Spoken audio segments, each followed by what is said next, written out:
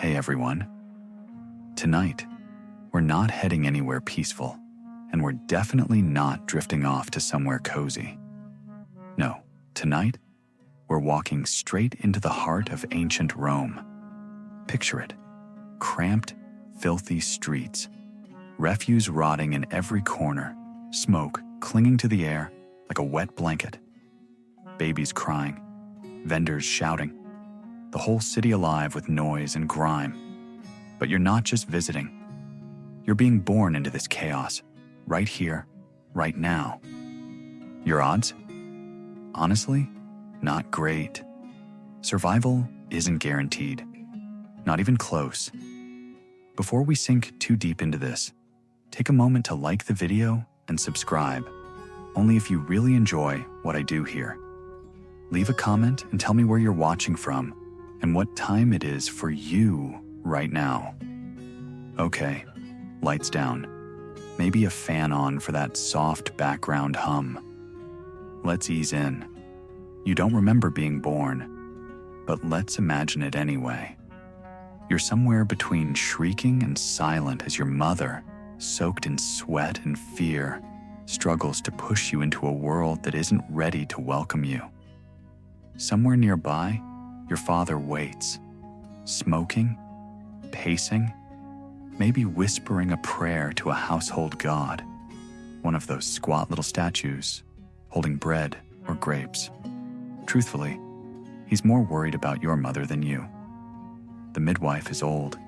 She smells like stale wine and damp wool.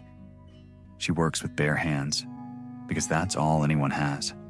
No antiseptic, no sanitized cloths, just experience, superstition, and habit. Maybe she ties a charm to your wrist the moment you're born, a tooth, a bell, something to keep evil spirits at bay. You'll need all the help you can get. Infant mortality in ancient Rome is brutal.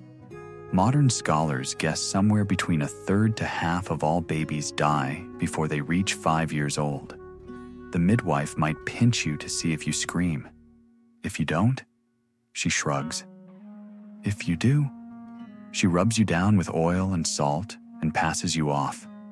Either way, your start is already rough. Your first breath fills your tiny lungs with smoke from the kitchen hearth, from your neighbor's dung-fueled fire. Your first sight might be a cracked ceiling blackened with soot. If you're lucky, someone bathes you in warm water. If not, you're wiped with a scrap of old linen, and that might be the last time anyone cleans you for a week. The Romans had gods for almost everything, including newborns. Cunina watched over infants, or so they believed. Someone might murmur a prayer to her now. Historians still debate whether these rituals were superstition or sincere. Either way, no one's holding their breath for your survival. Not yet. You're swaddled tight, arms pinned to your sides, bundled like a tiny burrito of human hope and desperation. This isn't just to keep you warm. It's believed to help your limbs grow straight. Wiggle free, and someone will simply sigh and bind you tighter. Forget any image of a grand house. Unless your father is wealthy, and statistically he isn't, you're born into a cramped, single room perched over a loud, stinking street. The walls drip with moisture in winter and crack with dryness in summer. Rats rustle behind them. Roaches share your cradle. Outside, beggars, thieves, vinegar wine sellers, stray dogs gnawing at bones. This is your world. Your mother might survive the birth, or not. Infection is common. Even if she lives, she's weak, bleeding, and already pulling herself up to do the housework because there's no one else who will. If you're a boy, there's a small celebration. If you're a girl, there's more silence. No one names you until the 8th or 9th day. why bother before then? Until that moment, you're just the baby, assuming you're even kept. Exposure, the polite term for abandoning unwanted infants, is legal, though cruel. A sickly child, an unwanted girl in a family already struggling to feed itself, might be left on a hillside. Some die. Some are picked up by slave traders. But you, lucky you, have been kept, rubbed in olive oil, wrapped in cloth, maybe kissed on the forehead. Soon, you'll wear your first amulet, a bulla, a little leather pouch hung around your neck to keep evil away. Think of it as your first form of insurance. Sleep comes in fits. You cry. Your mother cries. Neighbors bang on the thin walls, demanding silence. The night hums with life packed too close together. There's no clean air, no fresh milk unless your mother can give it. Wet nurses are a luxury. Cow's milk causes colic, though no one knows why. It just does. Already, death circles your cradle. Not just from illness or neglect, but from the city itself. Fires tear through insulae, those rickety apartment blocks, without warning. Earthquakes strike without mercy. Disease spreads in every breath. Even now, tiny and helpless, you are not safe. If your father cares, he might bring you to a temple soon. Fortuna, perhaps, goddess of luck. Maybe he whispers a prayer. Maybe not. Fathers aren't expected to bond with infants. They're expected to ensure they survive long enough to be useful. Outside, life barrels on. Slaves haul loads, soldiers bark orders, bakers bake, thieves steal, lovers quarrel, senators preen. No one notices your birth. No one cares. In a city of nearly 1 million souls, another crying infant means nothing. And yet, you are here, alive, for now, wrapped in cloth, swaddled in fragile hope, already breathing air thick with danger. You've beaten your first odds. Whether you survive your first year, that's another gamble entirely. You've made it through birth. Congratulations, you're one of the lucky ones. But don't get too comfortable. Your odds haven't improved much. Now, you've entered the next great gamble of ancient Roman life, surviving childhood. Your days begin early, not because you're busy, but because everything else around you is. The streets hum before dawn with vendors setting up their stalls, oxen pulling carts, and neighbors already shouting over petty grievances. There's no such thing as peace and quiet here. The sounds seep through the walls of your cramped apartment, waking you from sleep that was never very restful to begin with. You're likely dressed in a simple tunic, possibly hand-me-down, possibly patched so many times it's more repair than fabric. Your parents may look at you with wary hope, but they know better than to grow too attached too soon. Children vanish here, into fevers, accidents, and the grinding machinery of life itself. Roman doctors, if your family can even afford one, aren't much help. They rely on theories about humors and balance, prescribing things like boiled cabbage water for fevers, or suggesting you avoid drafts to cure a cough. Historians still argue whether ancient medicine prolonged more lives or shortened them through sheer incompetence. Disease is your most persistent companion. Measles, mumps, whooping cough, dysentery. These are not distant threats, but everyday realities. There's no vaccine, no antibiotics, no reliable cure for anything beyond sheer luck and a robust constitution. A simple cold could tip into pneumonia. A scratch could turn septic. Your body is a battleground, and you don't even know it. Your siblings, if you have any, are just as vulnerable. Infant graves often hold more than one tiny body.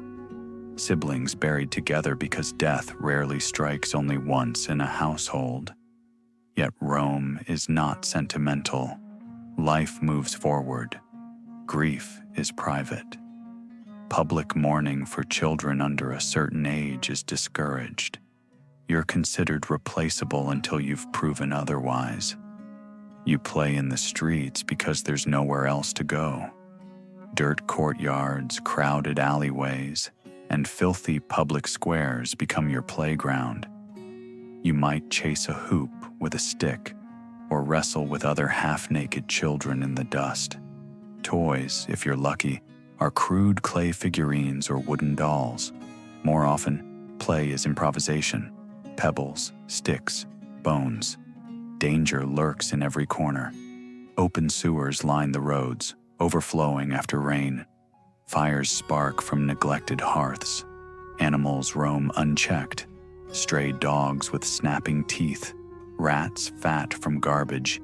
Even the occasional monkey brought in from some far-flung province as a pet or curiosity. You learn quickly what to avoid. The angry baker with the sharp stick, the gang of older boys who steal from smaller ones, the drunken men stumbling home from taverns. Your world is small but crowded with threats. Then there's food, or the lack of it. Malnutrition shadows many Roman childhoods. Bread, porridge, and the occasional scrap of dried fruit or cheese might sustain you, but they won't make you strong. Protein is rare unless your family is wealthy or well-connected. You might dream of honey cakes, but your stomach learns to settle for watery gruel. Your teeth rot young from sweet wine and cheap dates. Your bones ache from labor or lack of nourishment. The famed Roman baths aren't for you. Not yet. Cleanliness is a luxury reserved for those with the time and coin to spare. You are dirty more often than not, your skin crusted with sweat and grime. Education? That depends. If you're a boy from a family with means, you might one day attend lessons, learning your letters and the art of rhetoric. If you're a girl, you'll likely stay home, learning household skills under your mother's watchful eye. But for now, survival is your curriculum, and the tests come daily. Superstition offers some comfort. Charms hang above doorways to ward off illness. Amulets shaped like phalluses are worn to keep evil spirits at bay. Prayers are muttered to Lares and Penates, the household gods of hearth and home. Whether these rituals protect you is debatable, but they give your parents something to cling to. Quirky tidbit? Romans believed that a child's soul could be stolen by a jealous spirit if not properly protected. Hence the amulets, the careful rituals, the whispered prayers. Some families even left offerings of bread or wine to keep these spirits appeased. You're no stranger to injury.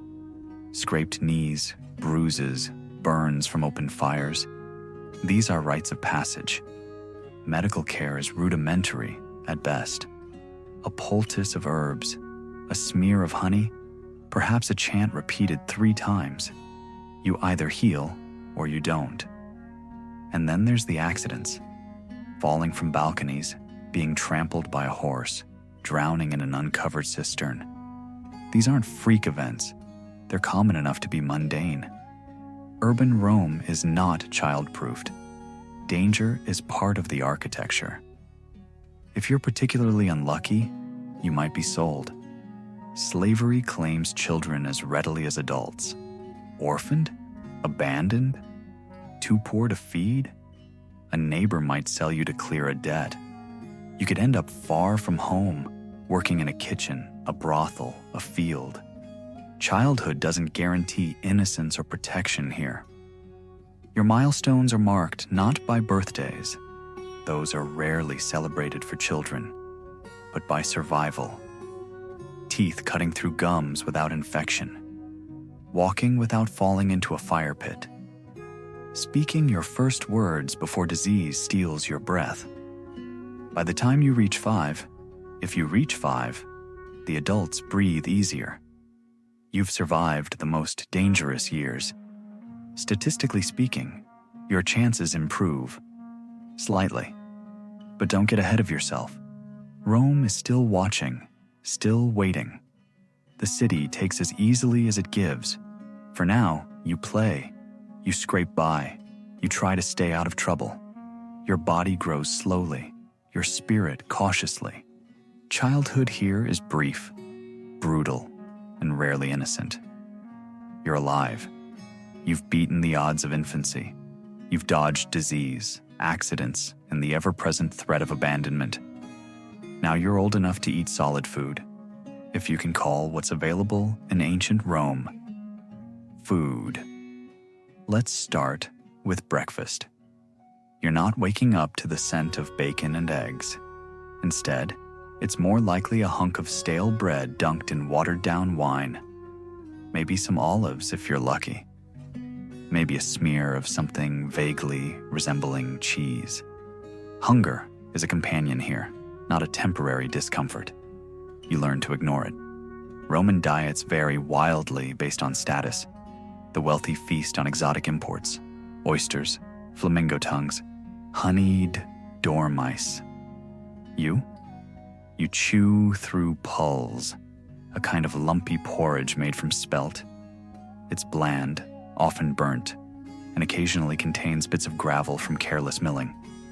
Historians still argue whether the average Roman laborer ever truly acquired a taste for it, or merely endured it. Then there's garum, the Roman condiment of choice. Imagine fish sauce, but worse. Rotting fish, fermented in the sun with salt until it liquefies into a brown sludge, then strained and bottled. It's used on everything from vegetables to desserts. The smell alone is enough to turn your stomach, but your taste buds adapt because they have no choice. Water? Best number. The aqueducts bring it in, but by the time it reaches your tenement's cistern, it's traveled through lead pipes. The Romans prized lead for its flexibility and its oddly sweet flavor. They even lined cooking pots with it. You drink this water every day. Slowly, invisibly, it poisons you. Headaches, stomach troubles, infertility.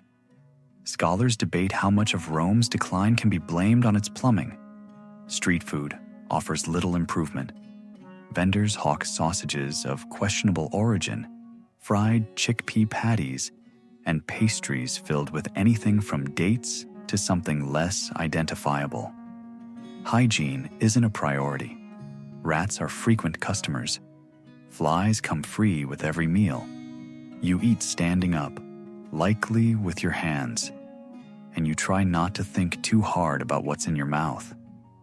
Your digestive system, already beleaguered, stands little chance. Dysentery, parasites, and chronic indigestion are practically rites of passage. Quirky tidbit: the Romans believed cabbage cured just about everything, from gout to hangovers to stomach cramps. Entire treatises were written on its miraculous properties. You eat it boiled to death, pickled beyond recognition, or raw if desperate. It doesn't help much. Meat is rare unless you're wealthy or living near a temple during a festival, when sacrifices provide a brief glut of offal and scraps for the poor. Fish is slightly more common, but often spoiled.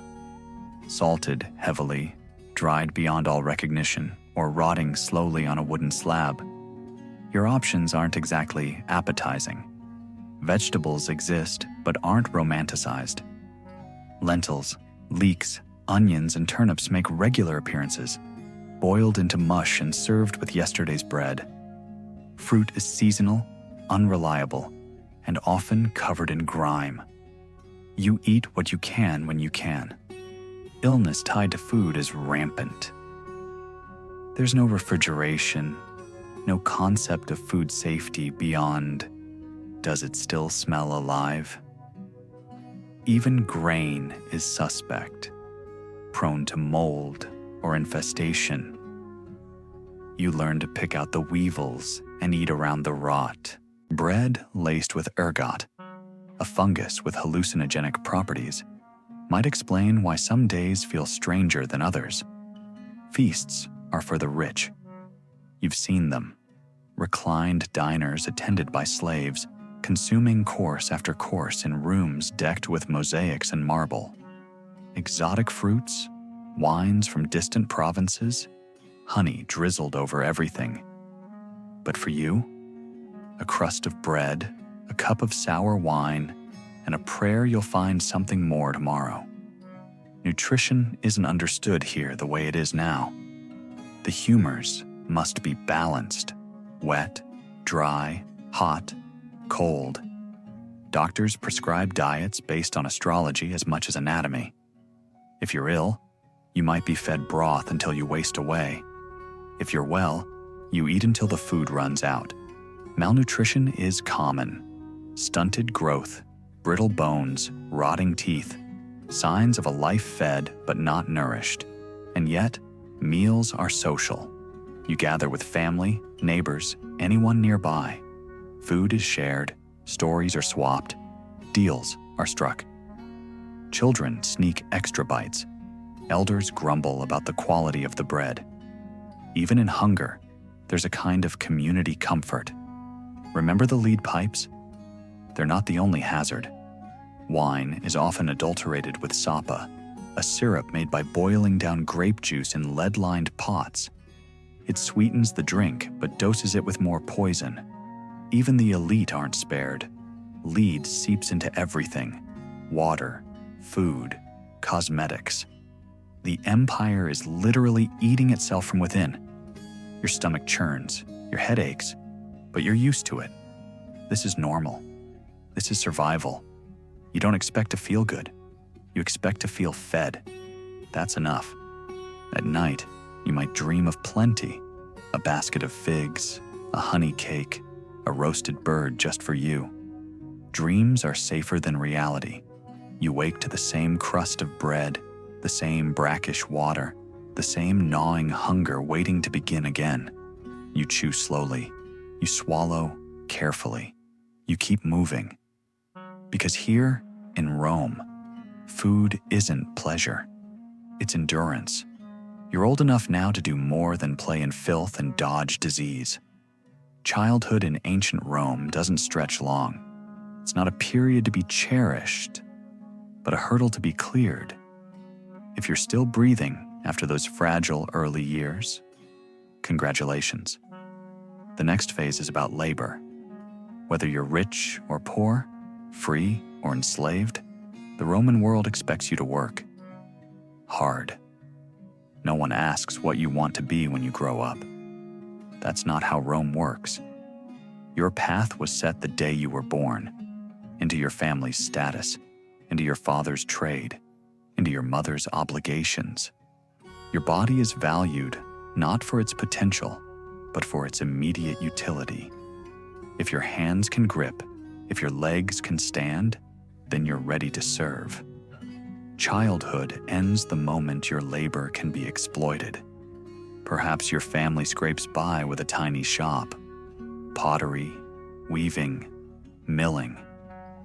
Or maybe your father hauls bricks, your mother launders linen, and you're expected to help however you can.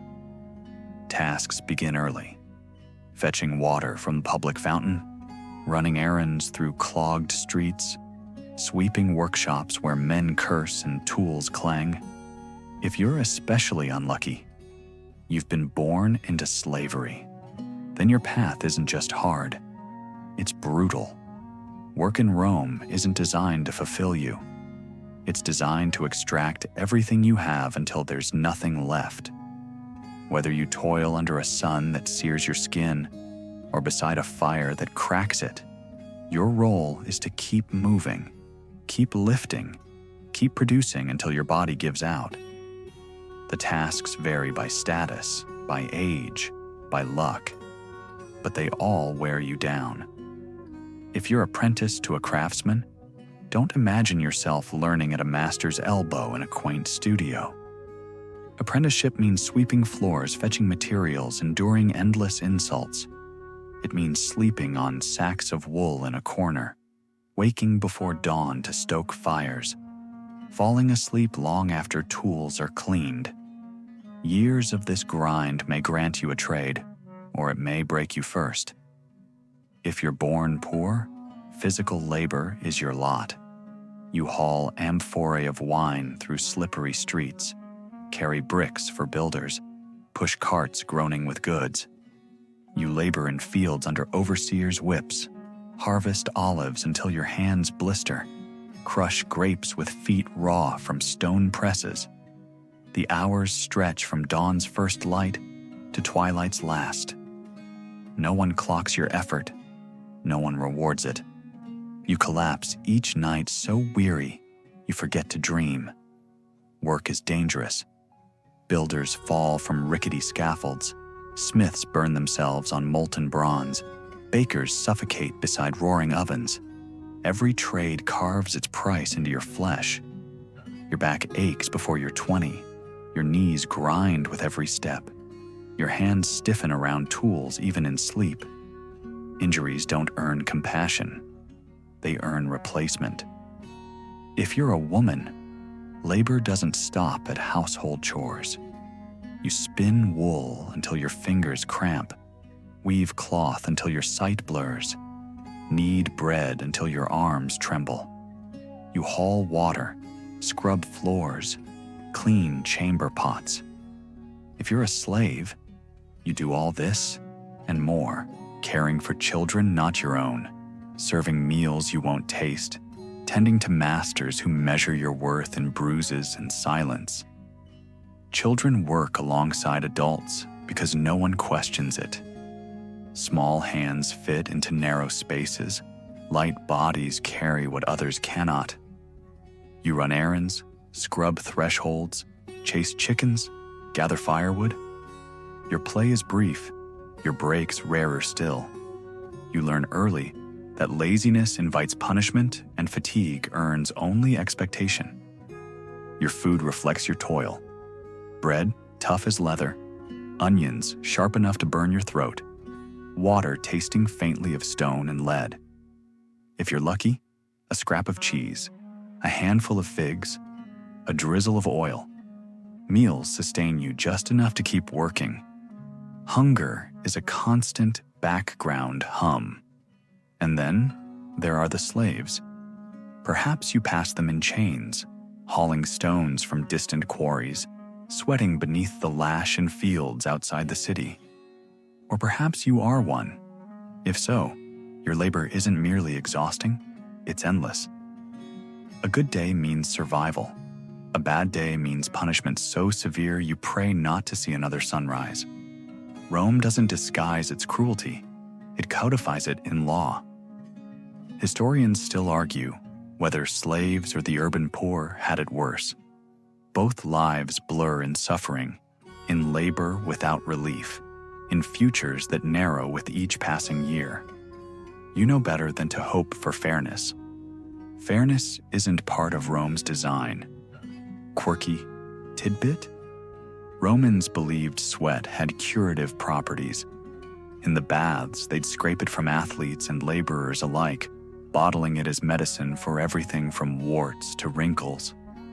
Imagine laboring yourself to exhaustion, only to have your filth collected and sold as someone else's remedy. Rome turned even your suffering into commerce. Evenings bring no peace. You return to crowded quarters, bodies pressed together in rooms too small for comfort. Your mattress, if you have one, is straw infested with lice. Your blanket smells of sweat and smoke. You sleep fitfully, waking to cramps, to coughing neighbors, to the snore of a stranger inches from your ear. Tomorrow repeats today. The work does not lessen. The burden does not lift. Seasons blur into one another. Sow, reap, mend, carry. Your body grows lean, then weary, then bent. Old age rarely comes. Injury, illness, exhaustion claim most long before their hair turns gray. Dreams fade. Once, perhaps, you imagined more.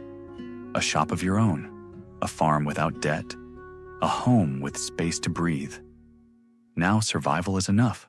A roof overhead, a crust of bread, a day without bruises. These are victories you celebrate quietly.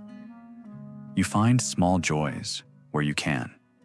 Laughter over a shared cup of sour wine, pride in a well-made amphora, a kind word from a fellow laborer. These moments stitch humanity into a life designed to strip it away. You hold them close because they're all you have. At night, beneath Rome's heavy skies, you wonder how long you can endure. The answer is simple: as long as necessary, because there is no alternative, because Rome moves on, indifferent, because no one asks if you're tired, only if you're finished. Your life expectancy isn't measured in years, but in seasons survived. Each winter weathered, each harvest endured, each accident avoided is a triumph. Your body is a tool. When it breaks, Rome replaces it without pause. But until then, you lift, you haul, you sweat, you bleed, you survive. And survival, here, is its own kind of victory.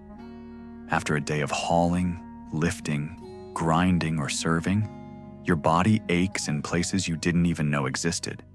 Your skin itches from sweat and grime. Your stomach churns from whatever passed as food. All you want is a good wash, somewhere clean, somewhere peaceful. But this is ancient Rome.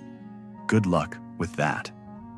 Welcome to the Roman public baths, the Thermae, where hygiene and health collide with chaos and contamination in equal measure. You walk into the building through a grand entrance, if this is one of the better-funded Thermae, or through something closer to a crumbling archway, if it's the local neighborhood version.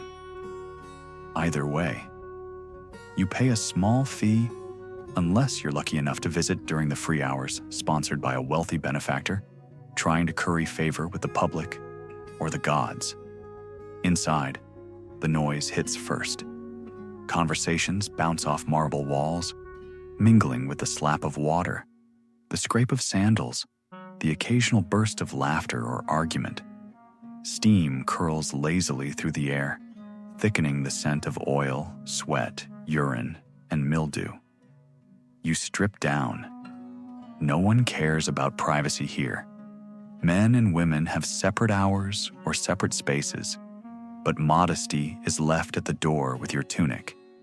Your clothes are handed to a slave who guards them, or doesn't. Theft is common. If you're lucky, your sandals and belt will still be there when you return. The baths are a series of stations: the frigidarium, cold; the tepidarium, warm; and the caldarium, hot. You move from one to the next in a ritual older than your grandparents. In the caldarium, heat presses in from the hippocaust beneath the floor, baking the tiles until they sting bare feet. The water is warm, sometimes murky, always communal. You're not alone. Dozens of bodies share this space with you. Merchants, freedmen, soldiers, beggars, everyone mixes in the baths. Rome's obsession with cleanliness extends only to surface appearances. Underneath, these waters stew with skin flakes, oil, sweat, and worse. Historians still argue whether the baths improved public health through ritual washing or worsened it through shared contamination. Quirky tidbit? The Romans cleaned themselves not with soap, but by slathering on oil and then scraping it off with a curved metal tool called a strigil. The oily sludge mixed with dirt, dead skin, and whatever else was sometimes bottled and sold as a cure-all. Imagine laboring to exhaustion, only to have your sweat scraped off for someone else's profit. Once scraped, you might rinse, or you might not. Towels are rare luxuries. Most people air dry. You rub yourself down with a cloth or let the steam do the work. You sweat out impurities, or so the theory goes. Meanwhile, the man beside you coughs something suspiciously consumptive into the vapor. Beyond hygiene, baths are social centers. Deals are made, gossip exchanged, alliances forged. You can't afford to skip this ritual. It's where connections form, where people notice your absence. Isolation breeds suspicion. Visibility means survival. Bathhouses offer more than baths. There are gyms for wrestling, gardens for strolling, libraries for pretending to read. Vendors sell snacks of dubious freshness. Figs, nuts, honeyed pastries. Musicians might play. Poets might recite. Philosophers might debate loudly enough for others to overhear. Sometimes prostitutes ply their trade under the pretense of massage services. The boundaries are flexible. Children splash in corners meant for calm reflection. Elderly men debate philosophy while eyeing younger bodies.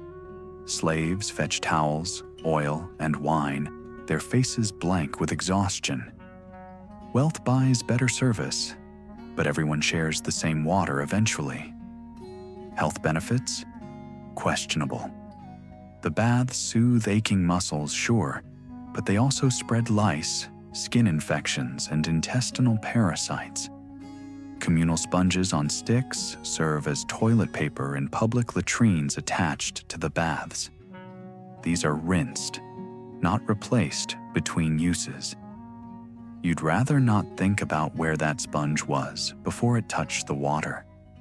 Yet you feel better after. Cleaner, certainly. Relaxed, maybe. You linger in the tepidarium, letting the warmth lull your senses. Conversations murmur around you, half heard through steam. For a moment, life seems less brutal. For a moment, you can almost forget what waits outside. You dress quickly afterward, if your clothes remain where you left them. Thieves favor bathhouses. Distracted, half-naked patrons make easy marks. Your sandals may not fit when you return. They may not even be yours. You shrug and move on. The streets outside feel colder after the baths. Your skin prickles. Your hair dampens your neck. You carry the smell of oil, sweat, and smoke home with you, embedded in pores too deep to scrub clean. Bathhouses close at dusk. Fires are banked. Slaves sweep water and filth into drains that lead, eventually, to the Tiber. There, waste floats alongside corpses, refuse, and runoff from the city's many sins. Rome is clean only where it wants to be. At home, you collapse onto a straw-stuffed mattress shared with family, insects, and mildew. You itch despite your bath. Tomorrow, you'll sweat it all back on again. Still, the baths offer a strange comfort, a ritual, a rhythm, a brief suspension of survival in favor of cleansing. You know it won't prolong your life, but it softens the edges of your suffering. That's enough. You've heard of wealthier men having private baths, a tiled room, a trickle of water, servants to scrub them clean. You imagine such luxury as you scratch at fresh bites beneath your tunic. Someday, perhaps, but probably not. For now, you settle for this shared experience, this public ritual, this communal pause. You tell yourself you feel better. You convince yourself it's healthful. You hope you won't catch anything worse than what you brought in. You've learned to navigate the bathhouse's hazards. Pickpockets, infections, gossip turned sour. You've learned where to sit, whom to greet, when to keep silent. Social hierarchy floats here as surely as oil on water. The wealthy recline, the poor linger in corners, the slaves move unnoticed through the steam. Even in leisure, Rome sorts its people. Even in supposed equality, lines are drawn in heat and sweat. You return home weary but calmer. Your muscles ache, but your skin feels softer. Your mind is quieted by routine, by warmth, by the illusion of purification. Tomorrow brings more toil, more dirt, more exhaustion. Tonight, you sleep a little easier, wrapped in the fading heat of public kindness and tepid water. You're feeling a little better after the bath, less filthy, slightly less sore, temporarily less miserable. But don't get ahead of yourself. Sooner or later, you'll need a doctor. And that's where ancient Rome reminds you once again. Survival here isn't guaranteed, and medicine offers little comfort. Roman medicine is a strange beast, part tradition, part superstition, part guesswork wrapped in a toga and presented with confidence. There are doctors, yes, medici, but their skills vary wildly. Some are trained, often Greeks with scrolls full of theories from Hippocrates and Galen. Others simply inherited a knife, a jar of leeches, and the boldness to call themselves healers. If you're wealthy, you summon a physician to your home. If you're poor, you might scrape together a few coins to visit a grimy workshop where treatments are doled out with equal measures of indifference and condescension. Often, you have no choice but to rely on home remedies and old women's wisdom passed down like family heirlooms. The poorer you are, the fewer options you have, and none of them good. Let's say you've scraped your leg on a sharp stone hauling amphorae. The wound festers. A fever rises. The local doctor arrives, bearing tools that look more suited for a butcher than a healer. Bronze scalpels dark with age. Sharp needles blackened from repeated use. Forceps that haven't seen water, let alone anything approaching sanitation.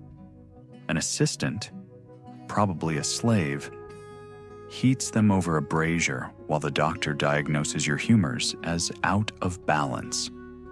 Perhaps you've been eating too much wet food or sleeping with your head uncovered. Perhaps Mars is in the wrong quarter of the sky. Diagnosis depends as much on astrology as anatomy. Treatments follow suit, cupping to draw out illness, bleeding to balance humors, poultices made from herbs, clay, and less savory ingredients. You might be prescribed wine mixed with honey to ease your fever, or to dull your senses before surgery.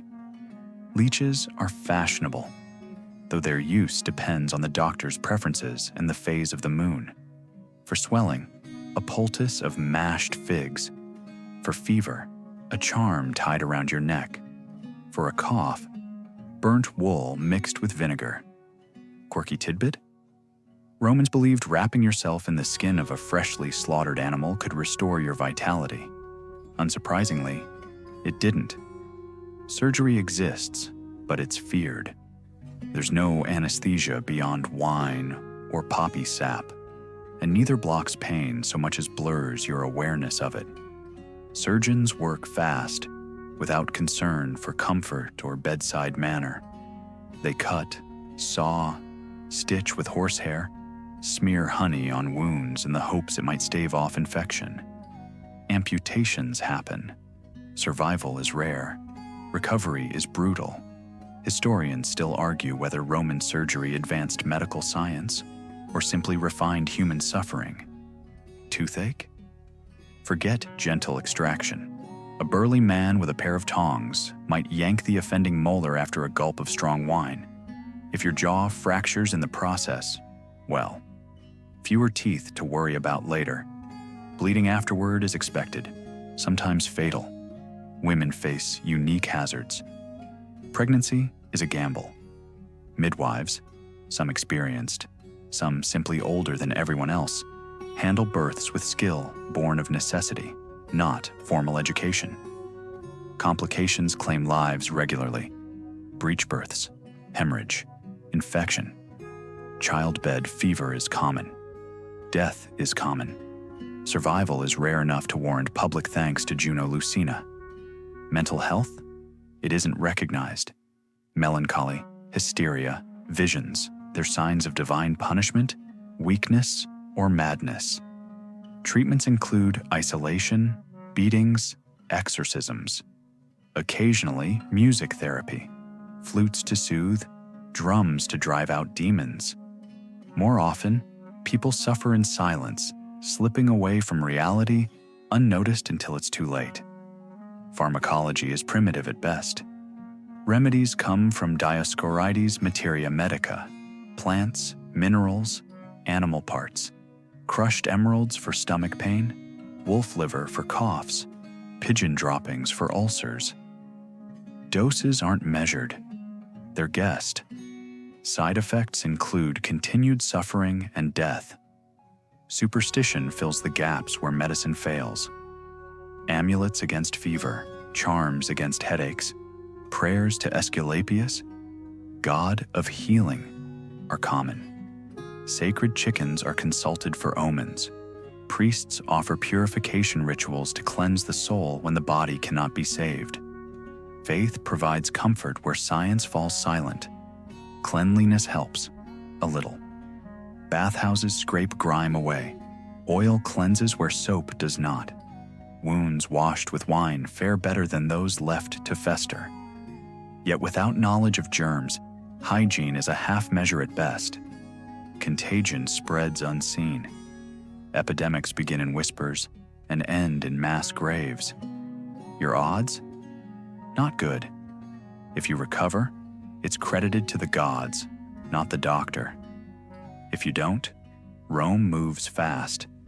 Bodies are disposed of quickly, replaced just as fast. Life fills the spaces left behind. Pain is constant. There's no aspirin, no antibiotics, no reliable relief. Wine numbs, poppy lulls, but both drain quickly. You learn to live with discomfort, to work through it, to pretend it isn't there. Complaints earn no sympathy.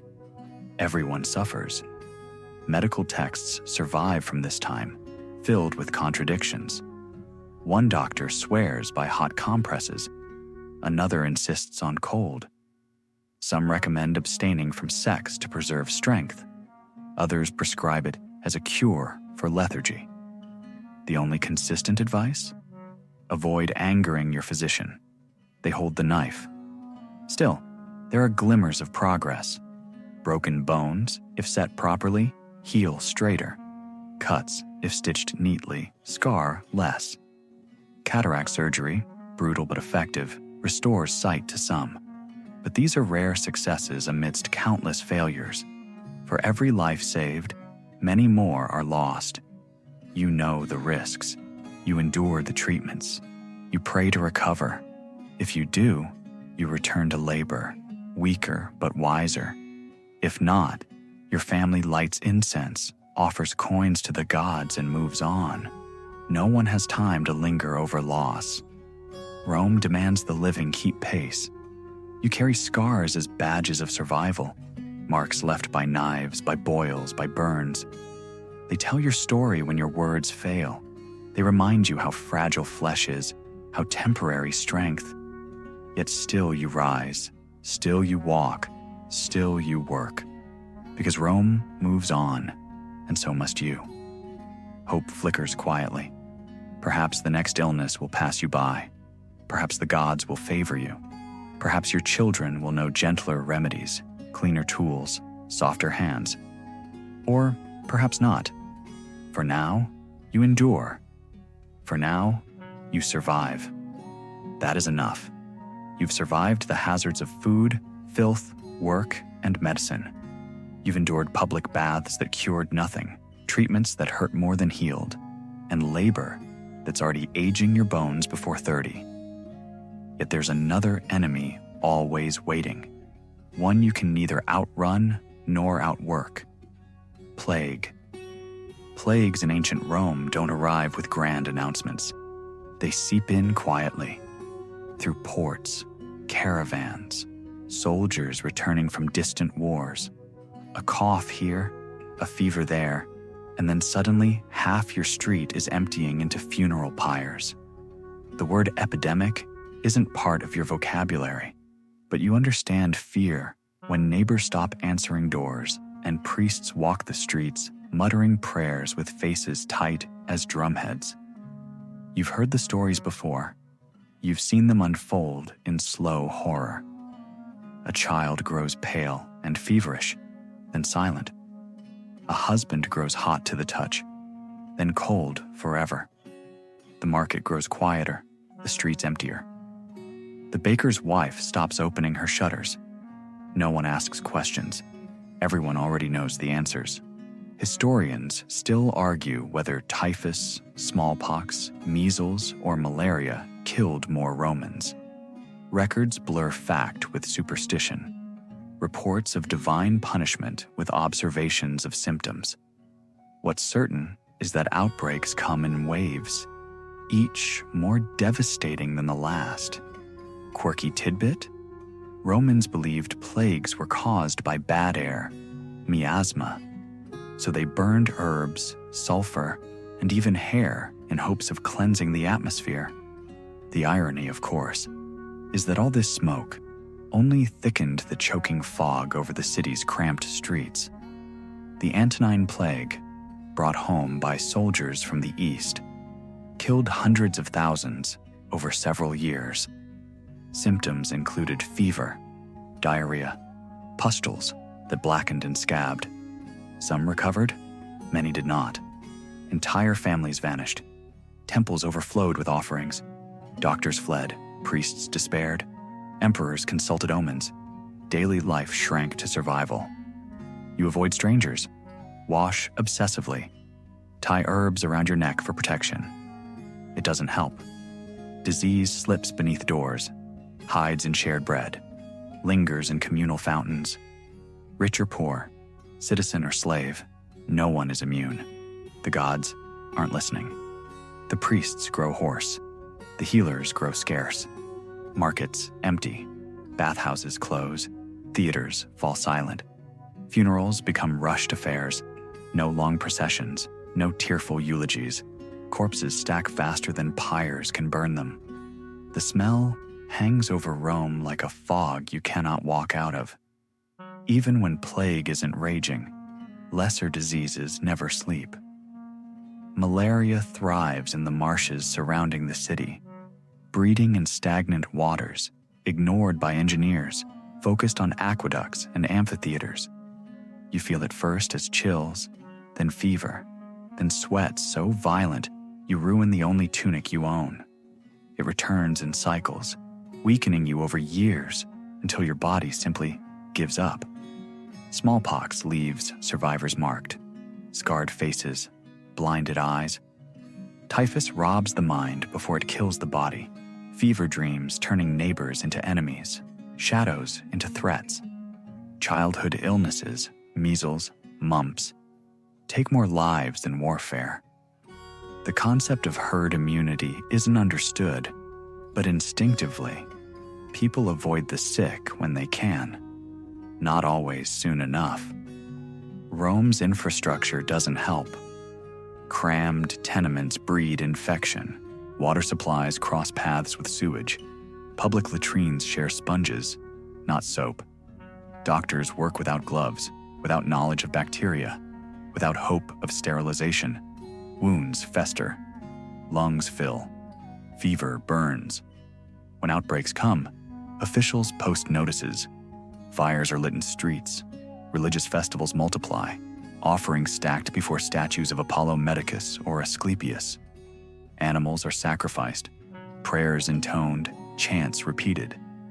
Blame falls on foreigners, slaves, loose women, impious citizens, anything but the city's own filth and ignorance. You survive by chance, by luck, by avoiding crowds when you can, which isn't often. Work continues even when sickness knocks. Bread must be baked. Roads must be swept. Soldiers must march. Life persists because it must, even when death shadows every doorstep. Families shrink suddenly. Children vanish between dawn and dusk. Fathers leave for work and never return. Mothers cough blood into linen until it's no longer necessary. Survivors harden, grow silent, carry grief like a second skin. You learn not to ask after the missing. Relief, when it comes, feels arbitrary. The fever passes, the rash fades, markets reopen, theaters fill again. Life returns, reshaped around absences too numerous to count. New babies replace lost ones. New slaves fill vanished ranks. The city heals, or pretends to. Until the next time, you carry on, thinner, warier, your body marked by survival, scars where pustules once burned, teeth loosened by malnutrition, eyes clouded from fever. There's no clean escape from plague in Rome, only endurance, only waiting. Your prayers grow shorter, your offerings grow smaller. You stop asking why, you start asking when. You count coughs like coins, measure warmth in foreheads like rainfall, tally deaths like market debts. You learn the smell of sickness, the look of dying. You learn the sound of breath turning shallow, the silence that follows. Superstitions multiply in times like these. Amulets of bone and bronze, charms hung above doors, words whispered at thresholds. Anything to keep death at bay, to slow its creeping fingers. You know it's foolish, but you do it anyway. Desperation carves strange paths through the heart. Rumors thrive where plagues walk. The gods are angry. The emperor is cursed. The waters are poisoned. The foreigners brought this. The slaves spread it. Truth frays beneath fear. Trust fractures. Eyes narrow. Blame sharpens. And yet, life crawls forward. Fields must be tended. Children must be fed. Fires must be kept burning. The sick tend the sicker. The living bury the dead. You do what you must because there's no alternative. Rome doesn't stop for mourning. You grow used to funerals that happen in haste, to bodies burned in heaps, to priests muttering rites without conviction. You stop counting the number of times you've seen neighbors carried away. You stop noticing when streets go silent. You survive by habit now, by muscle memory, by stubbornness. Each day you wake is another victory, however small. Each night you sleep is a reprieve, however brief. You hold fast to routine, because it's all that stands between you and despair. And always, beneath it all, the quiet knowledge. This is not the last sickness you will face. Rome breathes plague with every crowd, every bath, every shared meal. You live with it, around it, within it. Survival isn't triumph, it's delay. You've survived plague, filth, famine, and fever. For now. But don't think you're safe simply walking the streets of Rome. Violence hums beneath the surface of daily life here. Sometimes legal, sometimes random, always dangerous. You step outside, and the streets are alive with tension. Vendors shout over one another, beggars pull at tunics, stray dogs snarl over scraps. Soldiers in dusty armor shove through crowds without apology. Arguments erupt over spilled wine, debts unpaid, insults real or imagined. Violence isn't shocking here. It's expected. It's part of the daily fabric of life. Rome is a city packed beyond reason. Nearly 1 million souls crowd its streets, its markets, its insulae. Bodies press too close breed anger as surely as they breed disease. A wrong glance, a careless step, a sharp word. These are sparks waiting for dry tinder. A shove turns into a punch turns into blood. Rome shrugs. The law exists? Yes, but its protection is uneven at best. The wealthy have advocates, connections, bodyguards. You have your fists, your feet, your wits. If you're beaten in an alley, no one intervenes. If you're stabbed over a gambling debt, no one pauses their bread shopping. If you die, The street sweepers will clear the body before midday. Rome doesn't pause for your bruises. Even in daylight, danger lurks. Gangs roam certain neighborhoods. Young men with nothing to lose and everything to prove. They steal, fight, harass, and occasionally kill.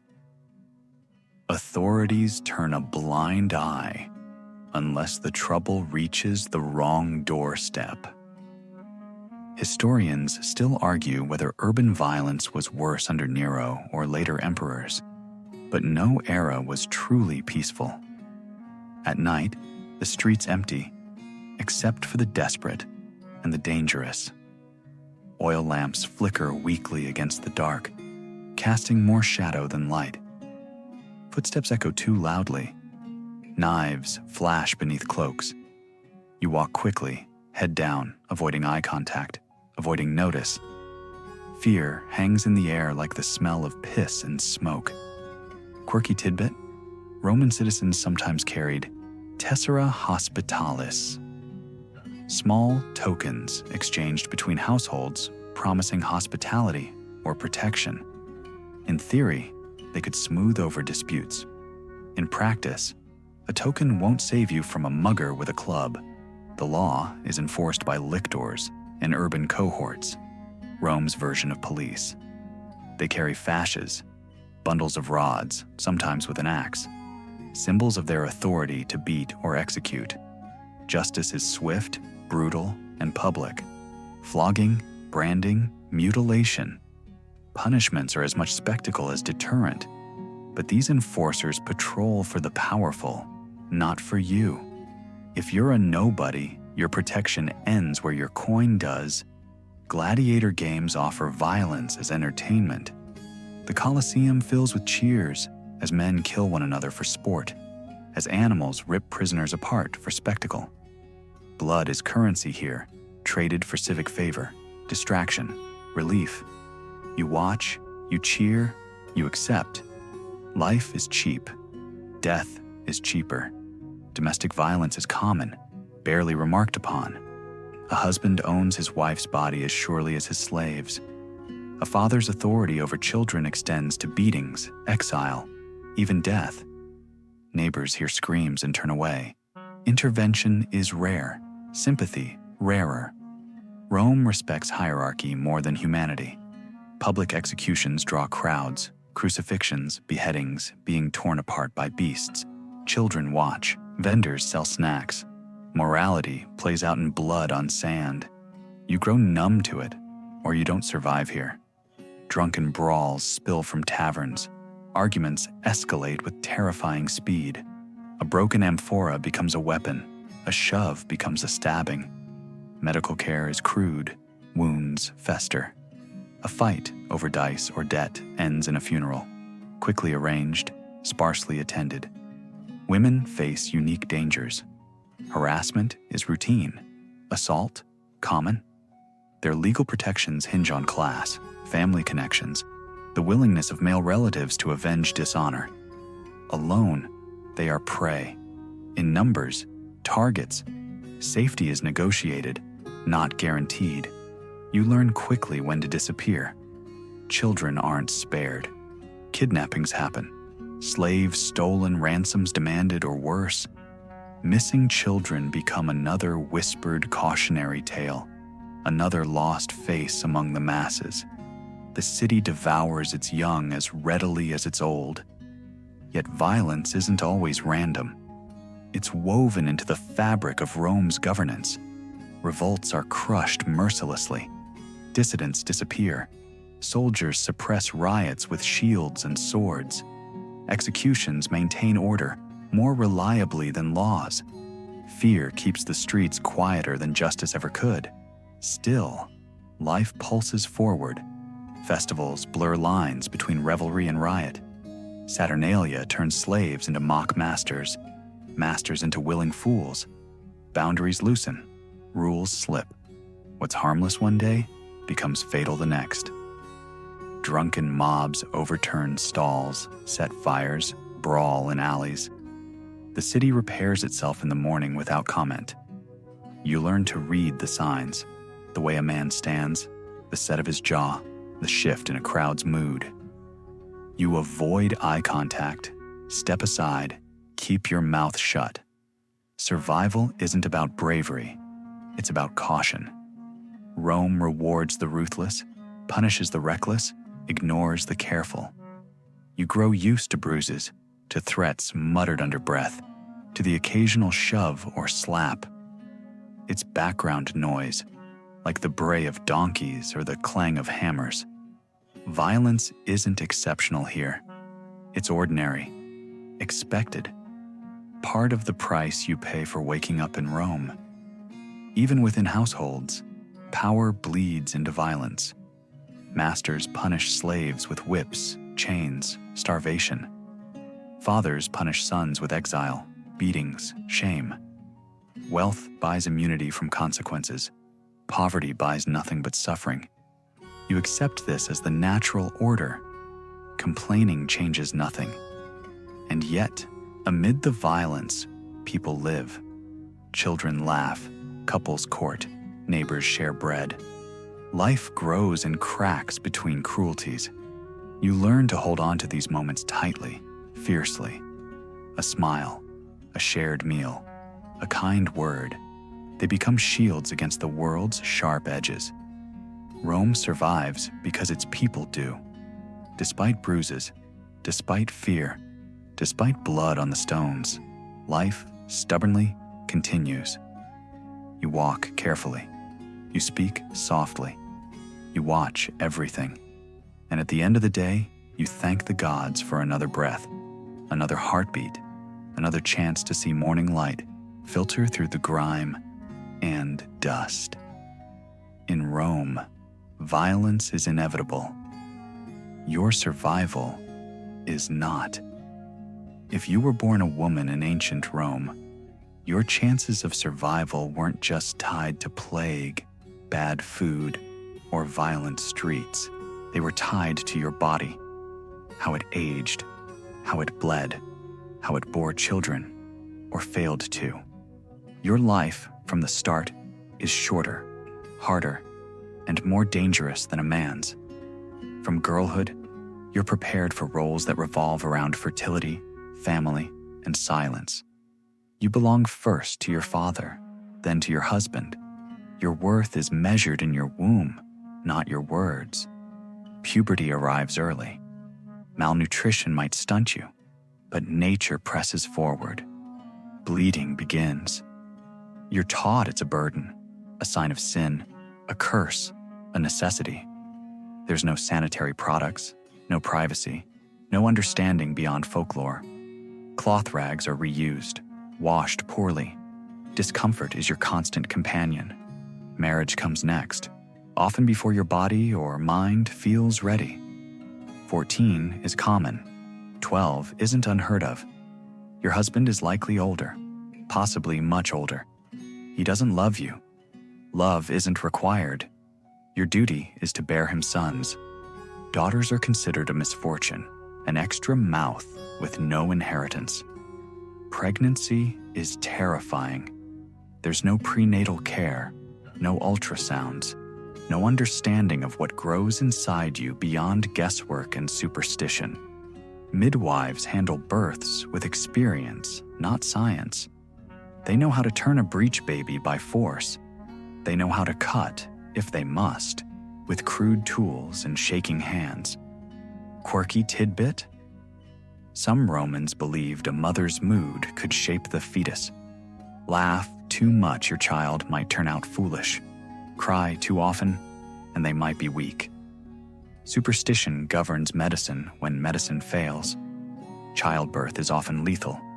Hemorrhage, infection, tearing. A baby too large, a pelvis too small. There's no anesthesia, no C-section that ends with both alive. Mothers die. Babies die. Both die. Survival is celebrated. Loss is shrugged off. You are replaceable. Even if you survive, the risks don't end. Puerperal fever lurks, invisible, in dirty hands and soiled linens.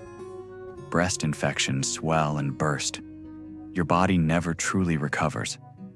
Back bent from carrying, belly stretched from bearing, skin marked by scars no one speaks of. Your life expectancy dips lower with each child. 5 births? 10? You count losses in both infants and years stolen from your body. The more children you have, the less likely you are to live long enough to see them grown. Outside the home, your freedoms are few. Shopping, temple visits, baths, always in daylight, always with caution. Alone, you are vulnerable. Respectability requires modesty, covered hair, downcast eyes, silence in public. Your reputation is as fragile as your health. One whispered scandal can ruin you. Inside, your domain is the household.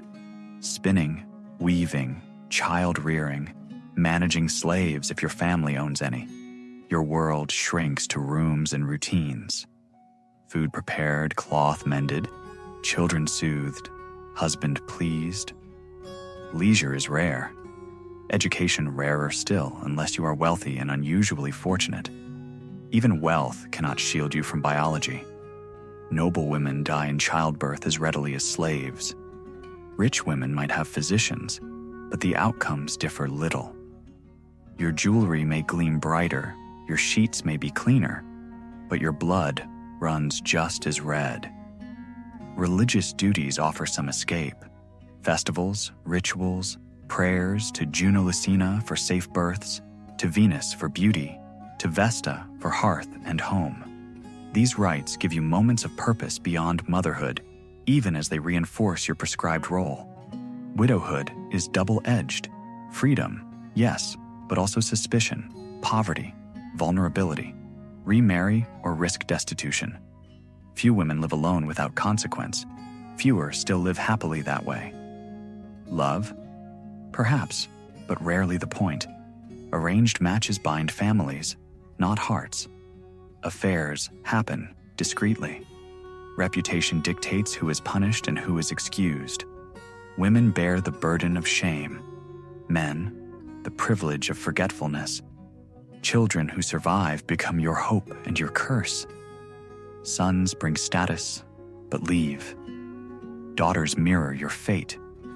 You raise them to endure what you have. Hunger, hardship, expectation, silence. You pray they survive longer than you will. Historians still argue whether Roman women wielded quiet power through domestic management or remained voiceless victims of a patriarchal machine. Probably both, depending on where you stood on the social ladder. You age quickly. Work, birth, grief, carve years into your face early. By 40, you might seem 60. By 50, if you live that long, you're considered old. Respect increases a little. At last, you may speak more freely, move more openly. But the body bends, the bones ache, and medicine still offers little comfort.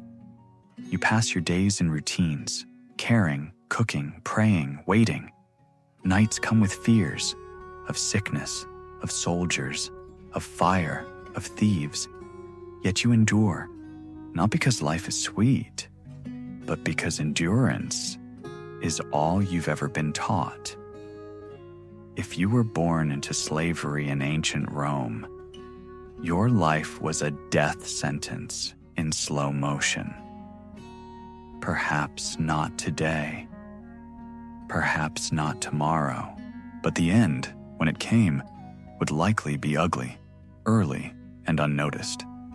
You weren't born free.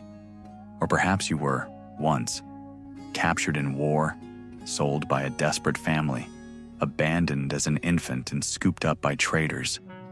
However you arrived here, freedom is no longer your reality. Your body isn't yours.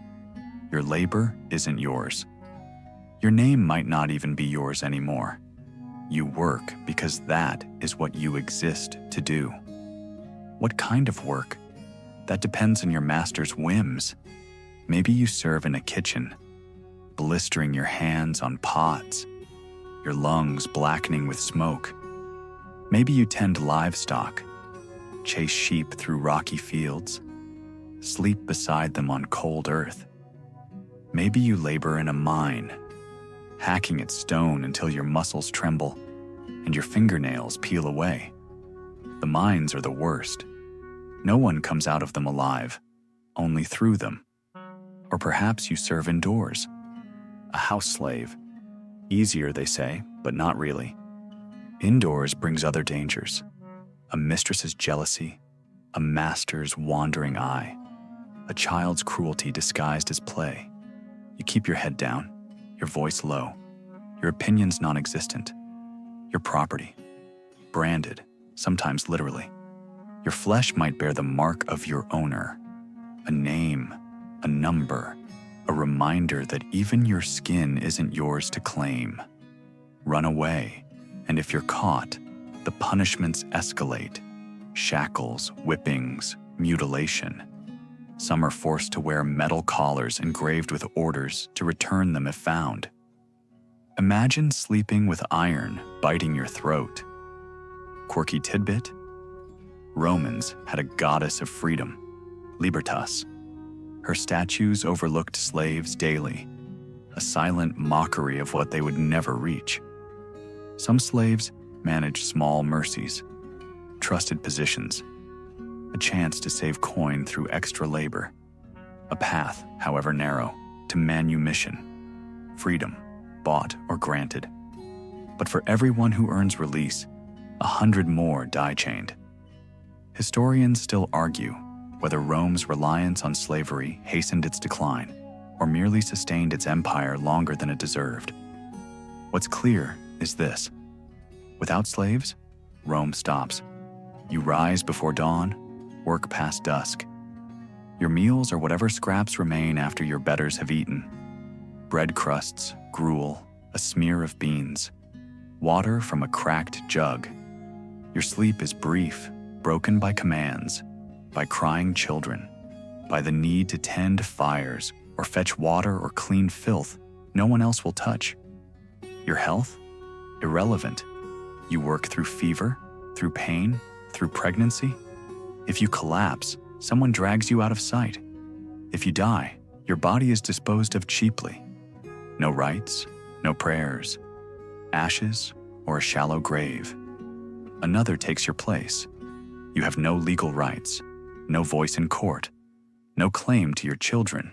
They belong to your owner. Mothers see their babies sold. Fathers watch sons chained. Families fracture beneath the weight of profit. Grief is private because there's no room for it in public. And yet, life persists. Friendships form in shadow. Songs are sung quietly. Stories are passed in whispers. Hope carried in fragments.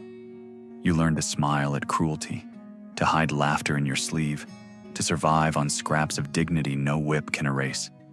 Sometimes kindness appears, an owner less cruel, a task less brutal. But trust is dangerous. Today's favor might sour tomorrow. Safety is an illusion. Survival is skill. Punishment is public, performative, a warning to others. Floggings in courtyards, crucifixions along roads. Pain becomes spectacle. Your suffering feeds others' sense of control.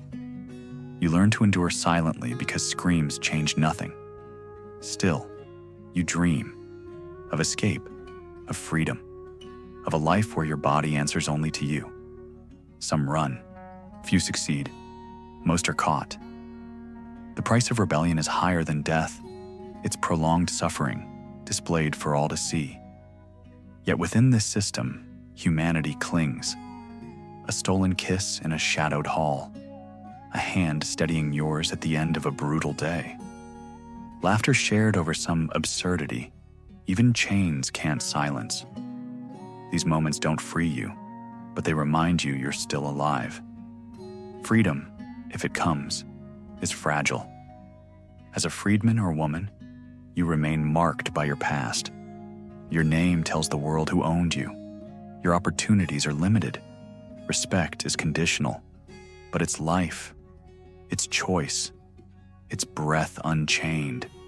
Until then, you endure, because Rome doesn't care. Because no one is coming to save you. Because even within chains, you are stubborn enough to live. You wake up thirsty. Again. Your mouth is dry. Your head aches faintly.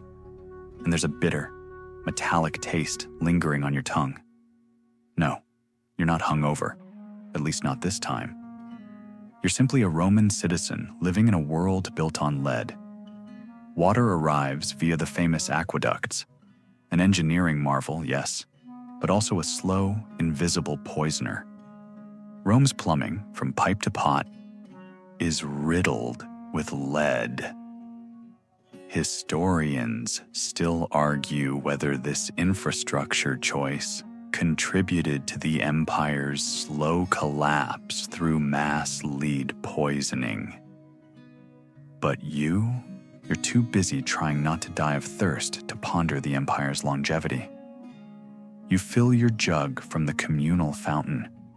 The water flows clear enough, cool enough, but you know better than to trust it.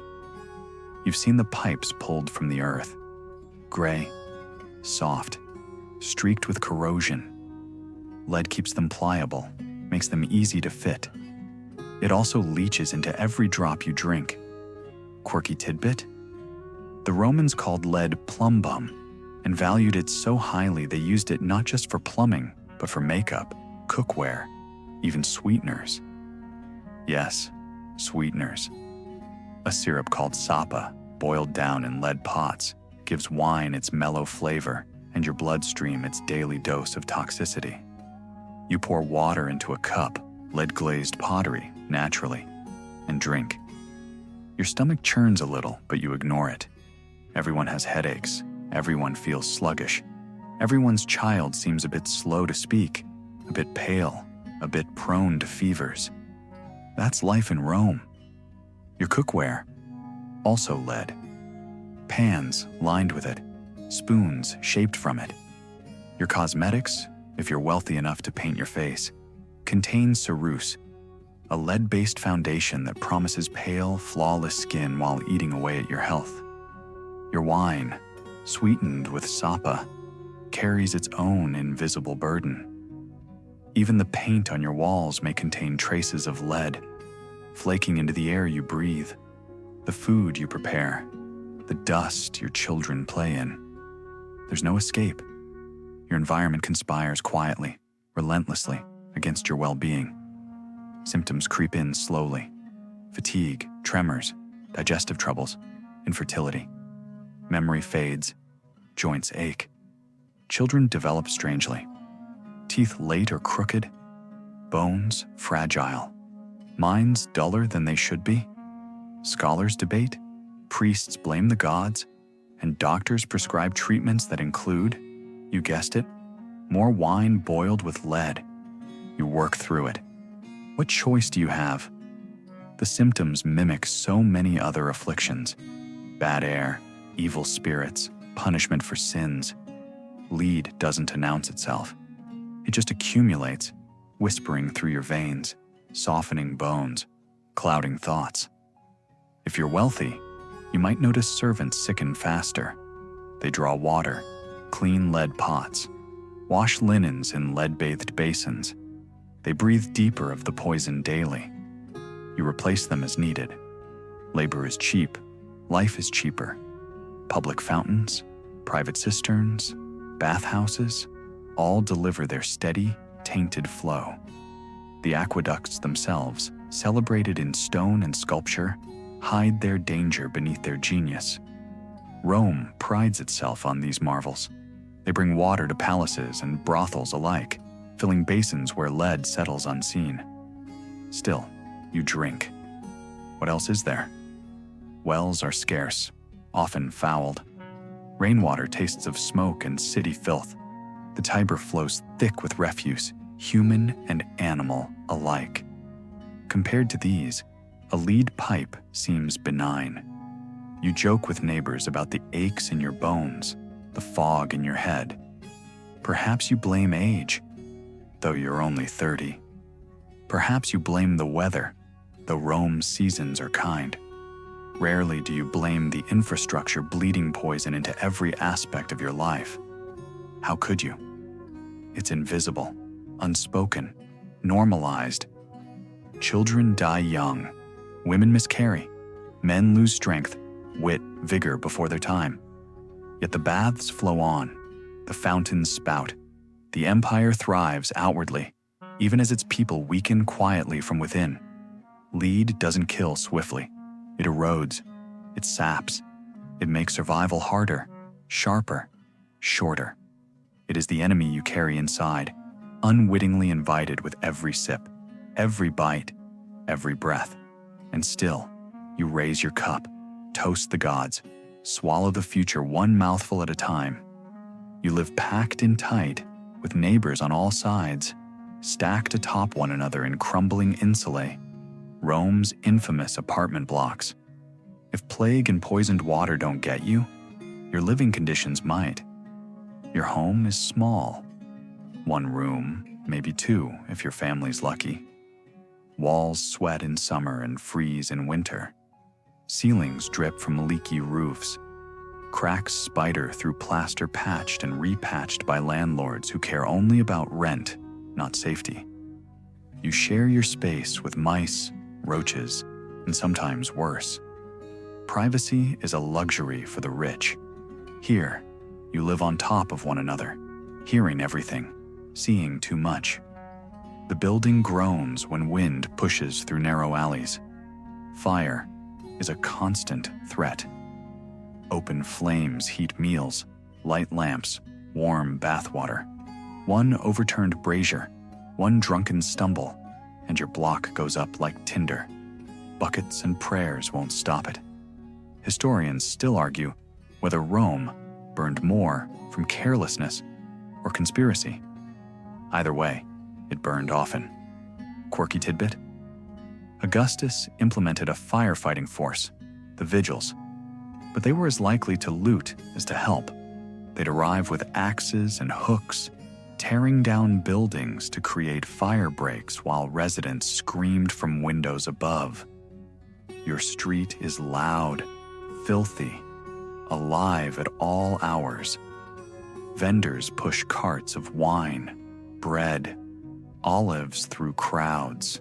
Beggars call out, children cry, animals bray. Fights break out over spilled grain or stolen sandals. Human waste flows in gutters beside rainwater and blood from the butchers. You step carefully, always. Your bed is straw, crawling with lice. Your blankets, if you have any, smell of smoke and mildew. You share this space with siblings, parents, sometimes unrelated boarders who pay for a patch of floor. Privacy isn't just rare, it's unimaginable. You eat, sleep, argue, love, mourn, all within earshot of others. Cooking happens on braziers perched precariously. One false move, and dinner becomes disaster. Most meals are cold, bread, olives, maybe cheese. Cooking risks more than burns. It risks the whole building. You accept this because there's no alternative. Water comes from public fountains blocks away. You haul it back in heavy jars, spill half en route, curse the cracked pavement beneath your feet. Bathing happens in public baths, not here. Toilets? Communal too. Rows of stone seats overflowing channels. No privacy, no sanitation, no dignity. A shared sponge on a stick waits for the next user. Children play in alleys because there's nowhere else. They scrape knees on broken tiles, dodge carts, learn early how to avoid drunks and thieves. Laughter mixes with curses, games interrupted by fights, injuries patched with spit and dirty cloth. Survival is education. Illness spreads fast in spaces like these. One cough becomes 10. One fever runs through floors in days. Rats spread plague. Fleas spread worse. You know which neighbors are sick by the smell before you see the shroud. Bodies are removed quickly. Apartments refilled even faster. Rome doesn't mourn long. Work is never far. Bakers rise before dawn, smiths hammer late into night. Women scrub floors, men carry loads, children run errands. Sounds of labor echo through walls too thin to block them. Your life sinks to this rhythm of noise and necessity. If you're fortunate, your building won't collapse. Shoddy construction, heavy rains, tremors from the earth. Any of these can bring your world down in rubble. Rescue is unlikely. Recovery, impossible. You step lightly, sleep lightly, live lightly, always aware of danger above and below. Relief comes rarely. A festival, a day off, a shared meal in the street. Neighbors gather, wine flows, laughter erupts. For a moment, squalor feels like community. For a moment, you forget the risk pressing in from every side. At night, the city quiets only briefly. Thieves roam, dogs howl, drunkards bellow. You pull your blanket tighter, close your eyes, and pray the roof holds another night. If it doesn't, well, you won't be the first crushed in your sleep. You live close, you die fast, you leave little behind. Another tenant takes your space, another family moves in, another life begins stacked atop yours, pressed into the same unforgiving mold. You step outside into air that's already thick, not with fog, not with rain. Those would be blessings. No, this is the heavy, acrid weight of Rome's own breath. Smoke from 1,000 hearths, sewage drying in midday heat, animal dung baking on sun-warmed stones. Breathe deep. It won't kill you today, but it's working on it. Rome's atmosphere is a concoction of the city's excesses. Fires burn constantly. For cooking, heating, smithing, cremating, their smoke rises and settles in alleys where air can't move freely. The streets funnel this haze, trapping it between buildings, leaning too close together, weaving a veil over daily life. You pass the tanneries by the river, if you're unlucky enough to live or work nearby. Animal skins hang like pale, grotesque flags, dripping fluids into runoff that steams under the sun. Urine used in the curing process splashes underfoot. The smell catches in your throat and lingers long after you've walked on. Quirky tidbit? Romans collected urine in public pots for industrial use. Taxed it even. Known as phallonica, this practice scrubbed clothes and processed leather. The scent of clean linen often carried a sharp tang of yesterday's public convenience. At the slaughterhouses, blood seeps between cobblestones. Offal piles buzz with flies. Dogs fight over scraps. Rats thrive. You step wide, but you can't escape the stench. Smoke and blood and waste cling to your sandals, your hem, your hair. Public latrines offer no relief. Rows of stone seats perch over sluggish channels that carry waste to the Cloaca Maxima, Rome's grand sewer. Or so you hope. Blockages are common. Flooding, too. The Tiber welcomes it all. Waste, corpses, refuse. The river stinks even in winter. In summer, it's unbearable. Markets bring other aromas. Fish long past fresh, olives swimming in brine, cheeses sweating beneath swarms of insects. Spices attempt to mask decay but only mingle with it. You buy what you must, hold your breath, and move on. Temples burn incense to sweeten the air for the gods. Frankincense, myrrh, cedar. It rises in pale spirals, briefly pushing back the city's reek. You pause, inhale, and pretend it helps. A trick of faith more than fact. Sacrifices add to the miasma. Animals bleed on altars, their smoke joining the city's chorus. Feasts follow, scraps discarded to rot. Priests bless the remains, but no blessing sweetens decay.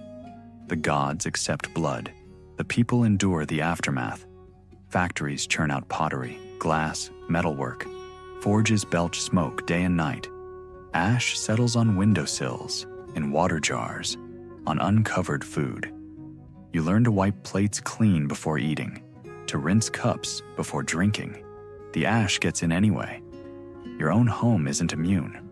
Oil lamps smoke, braziers smolder, walls sweat soot.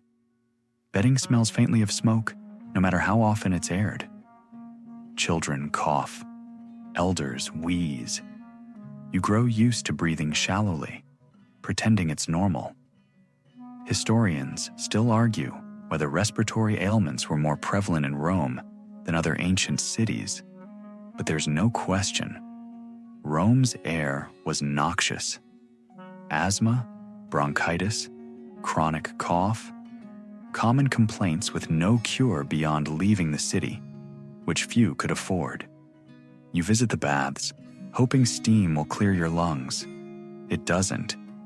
The air inside is heavy with sweat, oil, and more smoke. You leave no cleaner than you arrived, only damp and resigned. The city's noise hides beneath the haze. Shouts blur into the hum of commerce, the clang of hammers, the creak of carts. Even silence tastes dirty here. You speak with a rasp, cough into your sleeve, watch others do the same. No one remarks upon it. At night, the haze thickens, cooled by darkness, weighted by damp. Lanterns glow dimly through it. You squint to see your path. Step carefully over shapes you hope are sleeping dogs, not something worse. The air presses against your chest like a hand. You sleep with a cloth over your face, a futile barrier against what seeps through shutters and cracks. Dreams taste of smoke. Morning brings no freshness, only more of the same, thickened by another day's labor, another night's burning. The air isn't just unpleasant, it's eroding you, slowly, invisibly, shortening breath, weakening lungs, stealing years. You live wrapped in Rome's breath, and it does not forgive. You might think faith brings comfort here. After all, Rome is drenched in gods. Shrines nestle in every home. Statues tower in every square. Temples loom on every hill. Religion is woven into your days, as present as hunger, as loud as the marketplace. But faith here demands much and offers little in return for your suffering. Your first breath was offered to the Lares, household gods of hearth and ancestors. Each meal is shared with them through murmured thanks, each milestone marked with a sacrifice or an offering. You grow up knowing gods are watching, but their gaze is rarely gentle. Rome's pantheon is crowded. Jupiter thunders above. Juno watches childbirth with cold detachment. Mars thirsts for blood. Venus toys with hearts. Each god requires something: a sacrifice, a festival, a vow. Failure invites punishment. Bad luck, illness, barren fields, lost battles. Historians still argue whether Rome's rituals were genuine faith or social obligation. Either way, they ruled lives. Festivals are frequent, disruptive, and exhausting. Lupercalia brings men in goatskin thongs racing through streets, whipping women to ensure fertility. Saturnalia inverts social order, slaves mocking masters for a day before chains return. Vestalia demands purification, the hearth kept sacred lest disaster strike. Days blur into holy days, work into worship, routine into ritual. Quirky tidbit: Vestal virgins tend the eternal flame. If it dies, Rome fears the worst. These women hold rare power, yet their lives are cloistered, their mistakes punished by burial alive. Sacred doesn't mean safe. You offer coins at temples, food at shrines, prayers at crossroads. Superstition layers atop faith. Touch wood for luck, avoid black dogs, read omens in birds and entrails. Priests interpret these signs for a fee. Sacred chickens refuse to eat? Postpone your journey.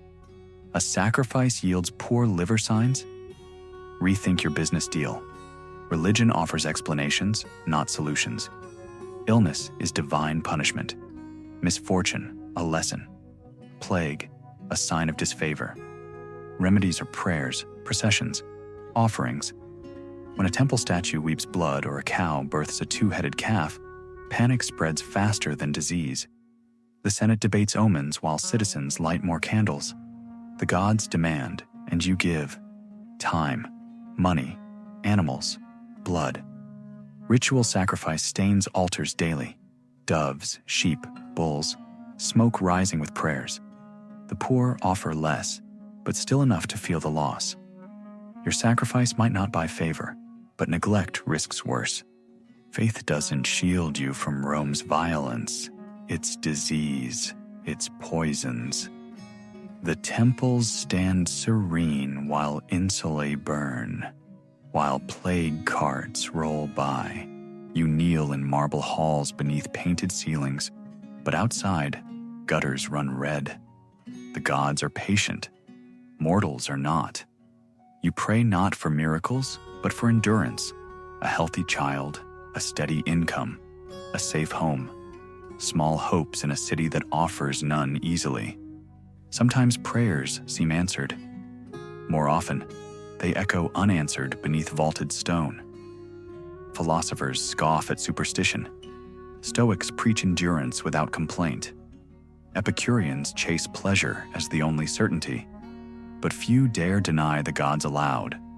Better to hedge bets, to burn incense just in case. Faith is habit, insurance, fear. Omens shape lives. A crow's cry halts weddings. A malformed birth cancels festivals. The gods speak in signs, rarely in words. Interpreters profit from this uncertainty. You pay them to explain what you already fear. The afterlife offers no comfort. Hades waits, shades wander. The river Styx laps at forgotten shores. Heroes ascend, perhaps. Most souls drift, gray and silent. Tomb inscriptions plead for rest, for remembrance, for peace. Few expect more. Your home shrine watches still. Flickering lamps, faded figurines, offerings of fruit or wine. These comforts feel hollow when sickness steals a child, when fire takes a home, when plague empties streets. Yet you tend them, because not tending feels worse. Faith binds the city together, even as it demands more than it gives. Processions wind through streets, thick with incense and fear. Temples gleam while markets starve. Statues rise as people fall. Rome honors its gods, but mercy isn't part of the bargain. You light your lamp, whisper your prayer, and hope to be overlooked another day. You wake one morning to rumors of war. Again. Not at your doorstep, not yet, but somewhere out there, borders shift and blood spills. In Rome, war is like the weather, constant, unpredictable, and indifferent to your personal concerns. It's in the background of everything you do, a quiet drumbeat beneath daily life. You've heard stories your whole life. Heroes in gleaming armor, generals parading through triumphal arches, slaves in chains trailing behind. Glory, they say. Honor, expansion, safety for the people, riches for the empire. Those are the official reasons. The unofficial reasons? Pride, greed, boredom, politics, 1,000 motives dressed up in the language of patriotism. But reality is far less grand. If you're poor, war means conscription. A knock at the door, a scroll read aloud, your name inked by someone who will never bleed for it. You leave behind family, debts, and a life you hate, but no. You trade one struggle for another, fields for battlefields, hunger for wounds, fear for terror. You may not return. If you do, you'll bring wounds, visible or not. A missing limb, a haunted stare, a cough that never quite fades. Quirky tidbit? Roman soldiers carried small lead tablets inscribed with curses against enemies, a sort of divine insurance policy, alongside their pilum and shield. They would bury these near camps or battlefields, hoping dark magic might tilt fate in their favor. Your service buys citizenship. Eventually, maybe. Land grants, pensions, promises whispered in recruitment speeches. More often, it buys a shallow grave in some foreign field, your bones forgotten beneath someone else's victory monument. You imagine retirement on a patch of land in Gaul, olives growing fat under your careful hand. Few live to see it. If you're wealthy, war means profit. Contracts for arms, grain, slaves. Senators invest in conquest the way merchants invest in ships. Victory fattens bank accounts. Defeat thins them, but rarely fatally. War rarely kills the rich directly. They profit while others bleed. They vote for war in marble halls, far from any battlefield. For those left behind, war is absence. Sons vanish into legions. Husbands leave and don't return. Fields go untended. Businesses falter. Letters, if they come, carry news of promotions or death. Often both. A wooden tablet smeared with ink tells you your brother is gone. Your son is missing. Your father fell in Germania. Grief becomes routine. War reshapes the city. Veterans limp home with medals and trauma. Foreigners flood in, captives, traitors, refugees. New gods arrive with them, strange and unsettling. Temples sprout to honor victories. Sacrifices multiply. The spoils of war rebuild temples, even as they tear families apart. The markets shift. Grain from Egypt, wine from Gaul, silk from Parthia. Victories abroad change what fills your table at home. Sometimes for the better, sometimes not. Prices rise, fall, fluctuate with campaigns. Starvation at home funds feasts abroad. Merchants gamble on supply lines. Bakers curse shortages. Mothers weep when bread costs double. War spreads disease. Soldiers return carrying more than trophies. Plague, parasites, infections unfamiliar and unforgiving. They spread through tenements faster than armies across maps. Your body becomes another battleground. Rashes bloom, fevers burn, healers shrug. You pray to gods already weary of listening. Public spectacles celebrate conquest. Triumphs parade prisoners through streets lined with laurel and gold. The emperor rides high. The spoils of war glint in sunlight. You cheer because it's expected. Bread and circuses distract from the empty seats at your table. Behind every cheer, someone is missing. Historians still argue whether Rome's endless wars sustained or doomed the empire. Glory masked exhaustion. Victories masked overreach. But to you, war is not theory. It's absence, hunger, fear. Sometimes war does come to your doorstep. Riots over grain, over taxes, over bad news shouted from forums. Foreign armies push closer. Walls tremble. Panic spreads. Refugees clog gates. Streets choke with fear. You hide valuables. Make plans you'll never follow. Pray to gods who rarely answer. Rome's legions march out, banners high, armor bright. They return fewer, darker, changed. You see it in their eyes, hear it in their silences. Victory costs more than lives. It costs pieces of souls. Some soldiers come home to nothing. Homes gone. Wives remarried. Fortunes lost to theft or disaster. They wander streets where no one thanks them. Veterans beg in streets, broken by years in distant lands. Some turn to crime, some to drink, some to quiet madness. Others find work as guards, enforcers, muscle for hire. Their discipline decays, their skills remain. Violence follows them home. Old battles live on in bruises they give and take. Children play at soldiers with sticks and shields, dreaming of glory. Mothers watch with dread. They know how those games end. Fathers boast of battles past or sit silent, nursing wounds no healer can reach. You learn to read maps without knowing how. Provinces change color, names shift, borders bleed. What's Rome today may not be tomorrow. What's safe now may burn next year. You grow wary of distant wars because distance means nothing to disease, to famine, to fear. War funds monuments, but empties homes. War builds roads, but fills graves. War brings riches to a few and ruin to most. You cheer, you mourn, you endure. Rome marches on, and you march with it, willingly or not. Tomorrow's rumor may bring another call to arms, another father gone, another son lost, another street emptied of laughter, filled with echoes.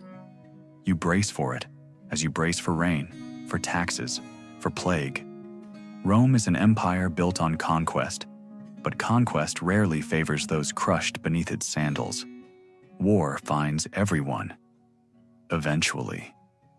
You've outlasted hunger, plague, poisoned water, violence, and perhaps even a brush with war.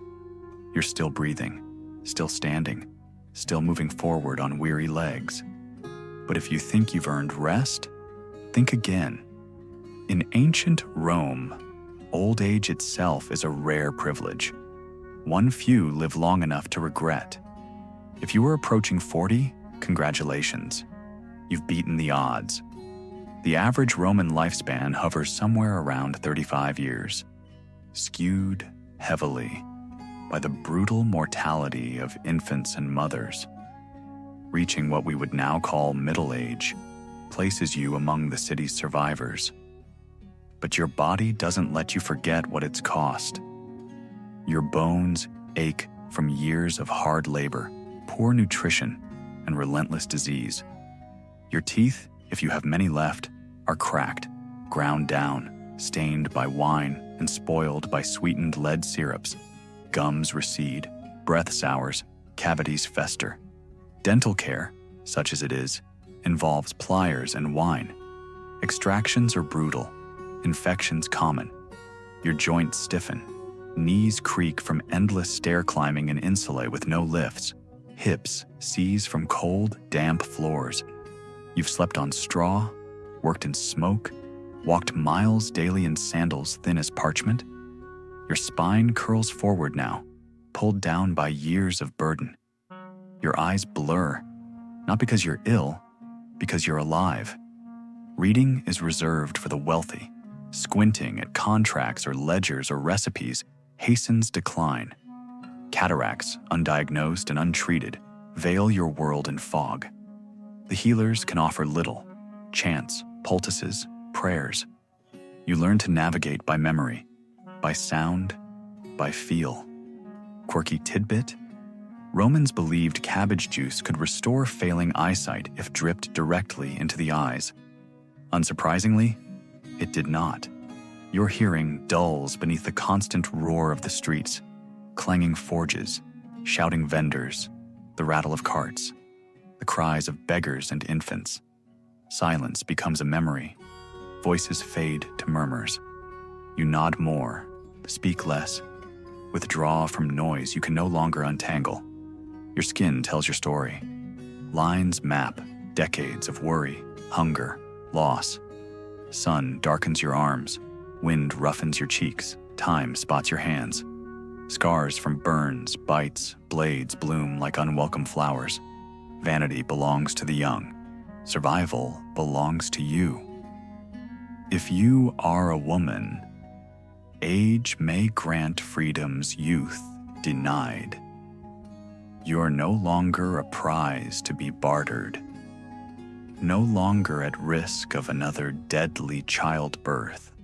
You may speak more freely, move without constant scrutiny, slip into roles of quiet authority. But your body reminds you, menopause brings no relief from labor, only new discomforts, night sweats, headaches, brittle bones. If you are a man, age brings expectation, wisdom, steadiness, advice to younger men. You may sit on benches instead of standing in markets, speak with the weight of years. But your strength wanes. Tasks once simple now leave you breathless. Younger rivals circle, sensing weakness beneath your robe. You may envy slaves for their youth, even as you pity them for their chains. You may watch children play and wonder how you ever ran so fast, laughed so easily, dreamed so foolishly. You measure your days now in aches, in routines, in how many steps remain between your bed and the forum. Medicine offers little. Aches are humors out of balance. Doctors bleed you, feed you herbs, suggest diet changes long beyond relevance. Friends vanish, neighbors fade, faces you've known since childhood disappear, swallowed by time, by plague, by war, by Rome's endless hunger for lives. Historians still argue whether Roman elders were respected or merely tolerated. Some households cherish their aged. Others treat them as burdens, mouths without labor, bodies occupying space meant for the young. Poverty sharpens contempt. Wealth cushions, but does not cure, the indignities of aging. You might find solace in religion. Temples welcome the old with incense and promises. Gods seem closer now, though no more merciful. You offer coins you can't spare, light lamps for ancestors already long forgotten, pray for an afterlife more forgiving than this one. Or perhaps you turn to philosophy. Stoicism teaches acceptance. Life is suffering. Endure it well. Epicureanism whispers of pleasure's fleeting sweetness, a soft bed, a warm meal, a moment of laughter. Either way, the end waits. Death arrives gradually now, not the swift mercy of war or plague, but the slow unraveling of body and mind. Sleep deepens, appetite fades, memories slip through fingers grown too weak to hold them. You speak less, watch more, wonder when breath will fail for good. Children, if you have them, gather, or they don't. Sometimes old age brings loneliness sharper than pain. Friends are gone, spouses buried, rivals vanished. You linger in doorways, sit in sunlit squares, drift like smoke through streets you no longer recognize. Rome moves on. Young bodies fill workshops, forums, baths. New voices shout where yours falters. New faces replace those you loved. Your city forgets you even as it towers around you, marble over dust, banners over bones. Still, you endure. Each sunrise is a triumph, each step a defiance. You've outlived expectation, outlasted sorrow, become history walking among the living. You do not rage against the dying light. You nod, accept, prepare. Old age here is not golden. It is gray, bent, weary, but it is yours. A victory, however small, however temporary. You have survived Rome. Few can say the same. Death surrounds you in Rome. You've seen it in alleys, in homes, in fields of battle, in the marketplace. By now, you've grown numb to it, or so you tell yourself. But death isn't just a private grief, it's big business. An industry built on the inevitability of your final breath. Your funeral, like your life, depends entirely on status. If you die poor, your body might be carted to the paticuli, the mass graves outside city walls where corpses rot together in layers of anonymous decay. No stone marks your passing. No name survives in record. You become part of the earth, unnoticed and unmourned beyond a brief tear or whispered prayer. But if you have means, if you've scraped together enough during your fleeting years, you might afford a proper send-off. Professional mourners can be hired to wail convincingly at your bier. Musicians might follow, pipes keening through crowded streets. Actors may wear death masks of your ancestors, parading the lineage you claimed in life. The richer you are, the louder your exit. Quirky tidbit: Romans believed the dead required proper farewell rites or risked becoming restless spirits, lemures, to haunt the living. Thus, even the poorest might stretch resources to secure a coin for the ferryman, a lamp for the tomb, a few words spoken to seal the soul's journey. Your body is washed, dressed in your best, however humble. A coin placed beneath your tongue pays passage to the underworld. Friends, family, hired mourners form a procession, winding through streets toward burial ground or pyre. In theory, your journey is sacred. In practice, it often snarls traffic and invites jeers from the living impatient to go about their business.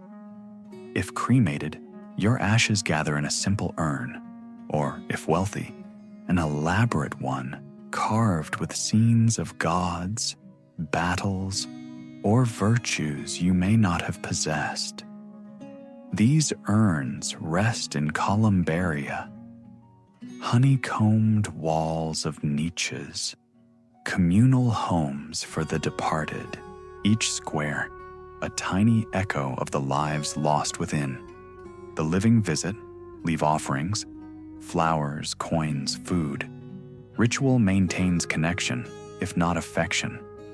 Historians still argue whether these rituals offered comfort or control, but few deny their significance. Death in Rome was not merely an end, it was a transaction, a spectacle, a social duty. Epitaphs speak plainly. I was not. I was. I am not. I care not. Others plead for remembrance, for kindness to their bones. Some lie outright, painting lives of virtue over histories of vice. Stone endures where flesh cannot. Names outlast deeds. Death feeds industries. Stonemasons carve tombs. Potters mold urns. Carpenters build biers. Bakers supply funerary feasts. Musicians, actors, mourners find employment among grief.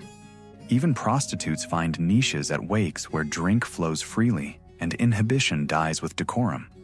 Death pays wages long after it claims lives. Your family gathers, or what's left of it. Sons inherit debts or property.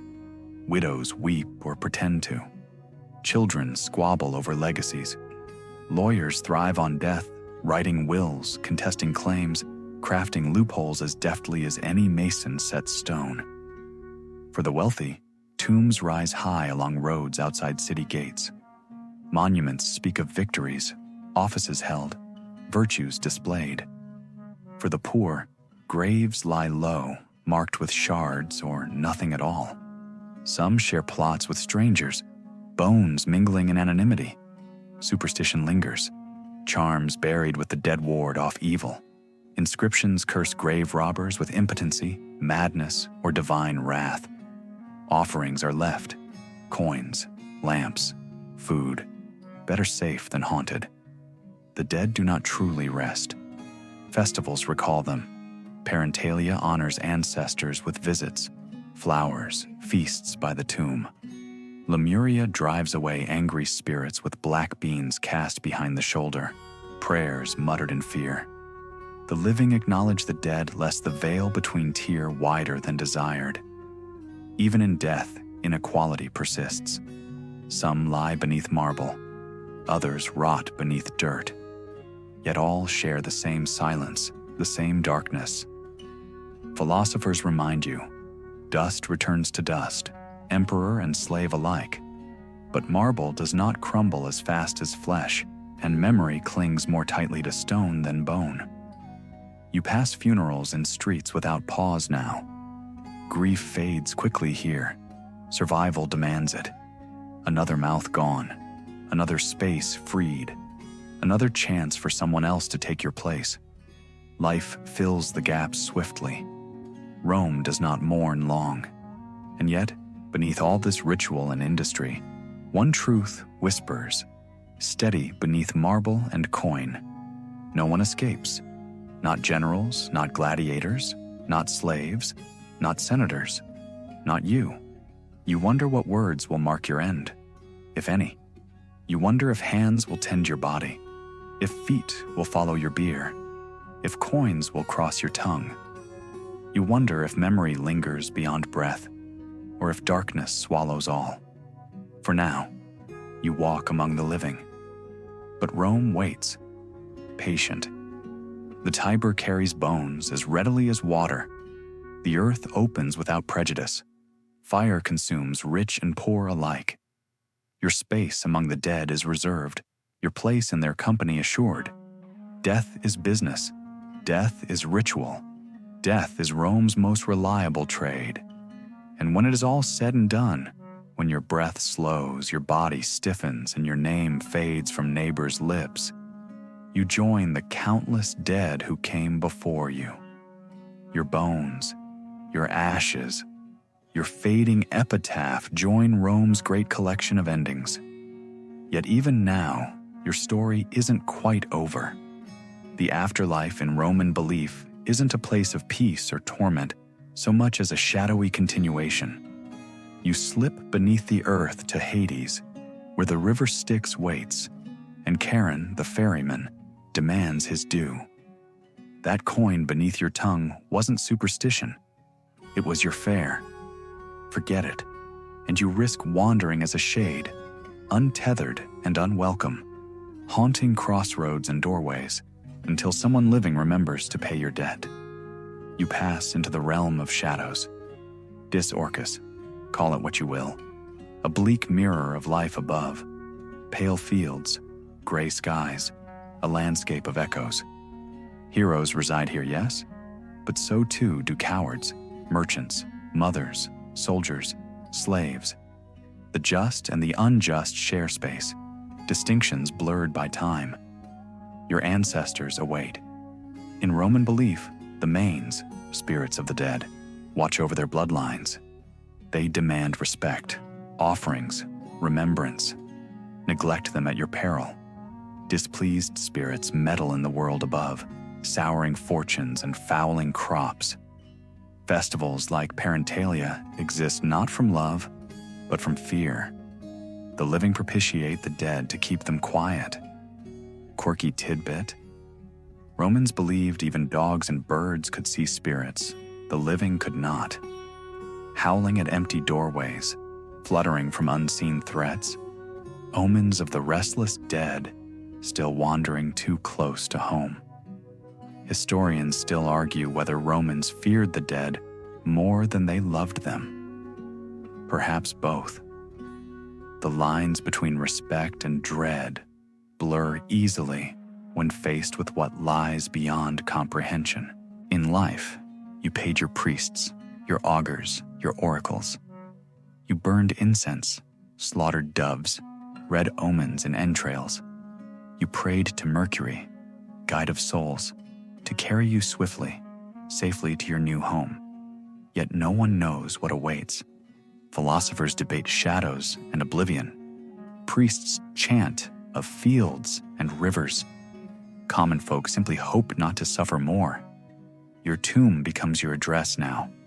A plot outside the walls, a niche in a columbarium, a marker beside the road. The living pass by, spare a glance, maybe a coin, maybe a curse. They walk on. Life persists without you. Your name fades beneath lichen. Your story erodes with rain and sun. But the city remembers. Roads paved over graves, buildings rising atop bones. Rome lives atop its dead, layer upon layer. You become part of the great, silent weight beneath marble streets and painted walls. A whisper beneath footsteps. A shadow beneath sunlight. Forgotten by most, remembered by few, but present nonetheless. Some say souls linger until properly honored. Others claim the underworld holds all firmly. Yet even there, divisions persist. Warriors in one field, poets in another. Those who served Rome well dine in shadowy feasts. Those who betrayed her wander aimless. Justice mimics life, imperfect and arbitrary. Superstitions cling to your memory, spells to call spirits, charms to bind them, tales of ghosts seeking vengeance, or love, or simply notice. Lemuria comes each May, and beans scatter in dark corners to drive you back to rest. You've traded the hunger of flesh for the hunger of memory. And yet, the afterlife is not the end for Rome. Not entirely. The living build their stories atop the bones of the dead. New generations repeat old mistakes, chase old glories, name children after ancestors forgotten even by those who bear their names. Statues rise over graves. Temples crumble into tombs. Cities burn and rebuild. You fade slowly. First from memory, then from stone, finally from earth. Dust returns to dust, as the poets say. But for a while longer, you linger in rituals, in stories, in the breath of those who walk the streets you once knew. The afterlife offers no comfort, only continuation. Your life was short, brutal, filled with small joys and great pains. Your death was inevitable. Your passage beyond was expected. Rome endures. You do not. Yet perhaps, somewhere in shadowed fields, beneath ashen trees, beside silent rivers, you watch, not angry, not afraid, simply waiting as all the dead wait for the world above to forget you fully. Or perhaps you are reborn. Another infant's first cry in a cramped insula, another childhood marked by hunger and disease, another life begun in the same cycle. Rome is eternal, but you are not. And yet, you might be. Now, your journey ends, or continues, or circles again. Rome keeps its secrets, even from its dead. Slow down now. Breathe softer. Let your breath settle, steady and calm, like the fading footsteps of ghosts across forgotten stones. Let the weight of this ancient world slip from your shoulders, as lightly as the ash that once drifted down over Rome's rooftops after fires had long burned out. Picture the city closing its eyes around you. Markets packed away in silence, lanterns extinguished one by one, footsteps growing sparse, swallowed by distance, fading into the endless labyrinth of stone streets. Even the fountains seem to hush now, their waters still beneath the watchful, eternal night. Imagine these streets finally empty. No more carts rattling over worn stones. No children's laughter chasing through narrow alleys. No quarrels rising from the shadows of taverns. Only the soft wind threading between ancient pillars, the faint sigh of trees beyond forgotten walls, and the slow, patient murmur of the Tiber carrying secrets onward to the waiting sea. Let your body ease into stillness, muscles loosening from imagined labors, breath deepening without effort or thought. Tonight, you have wandered far enough through Rome's dusty roads. Let the journey rest now. Let history fall away, like petals from some long-faded laurel crown, behind the gentle closing of your eyes. There is nothing more you must do. No fields left to plow. No bathhouses awaiting your arrival. No prayers left unspoken before the cracked and crumbling altars of forgotten gods. Your story, for now, lies quiet. Your place here in this hush is enough. You are enough. Sleep will come softly, not with fear, not with sorrow, only with the quiet, knowing that all things pass.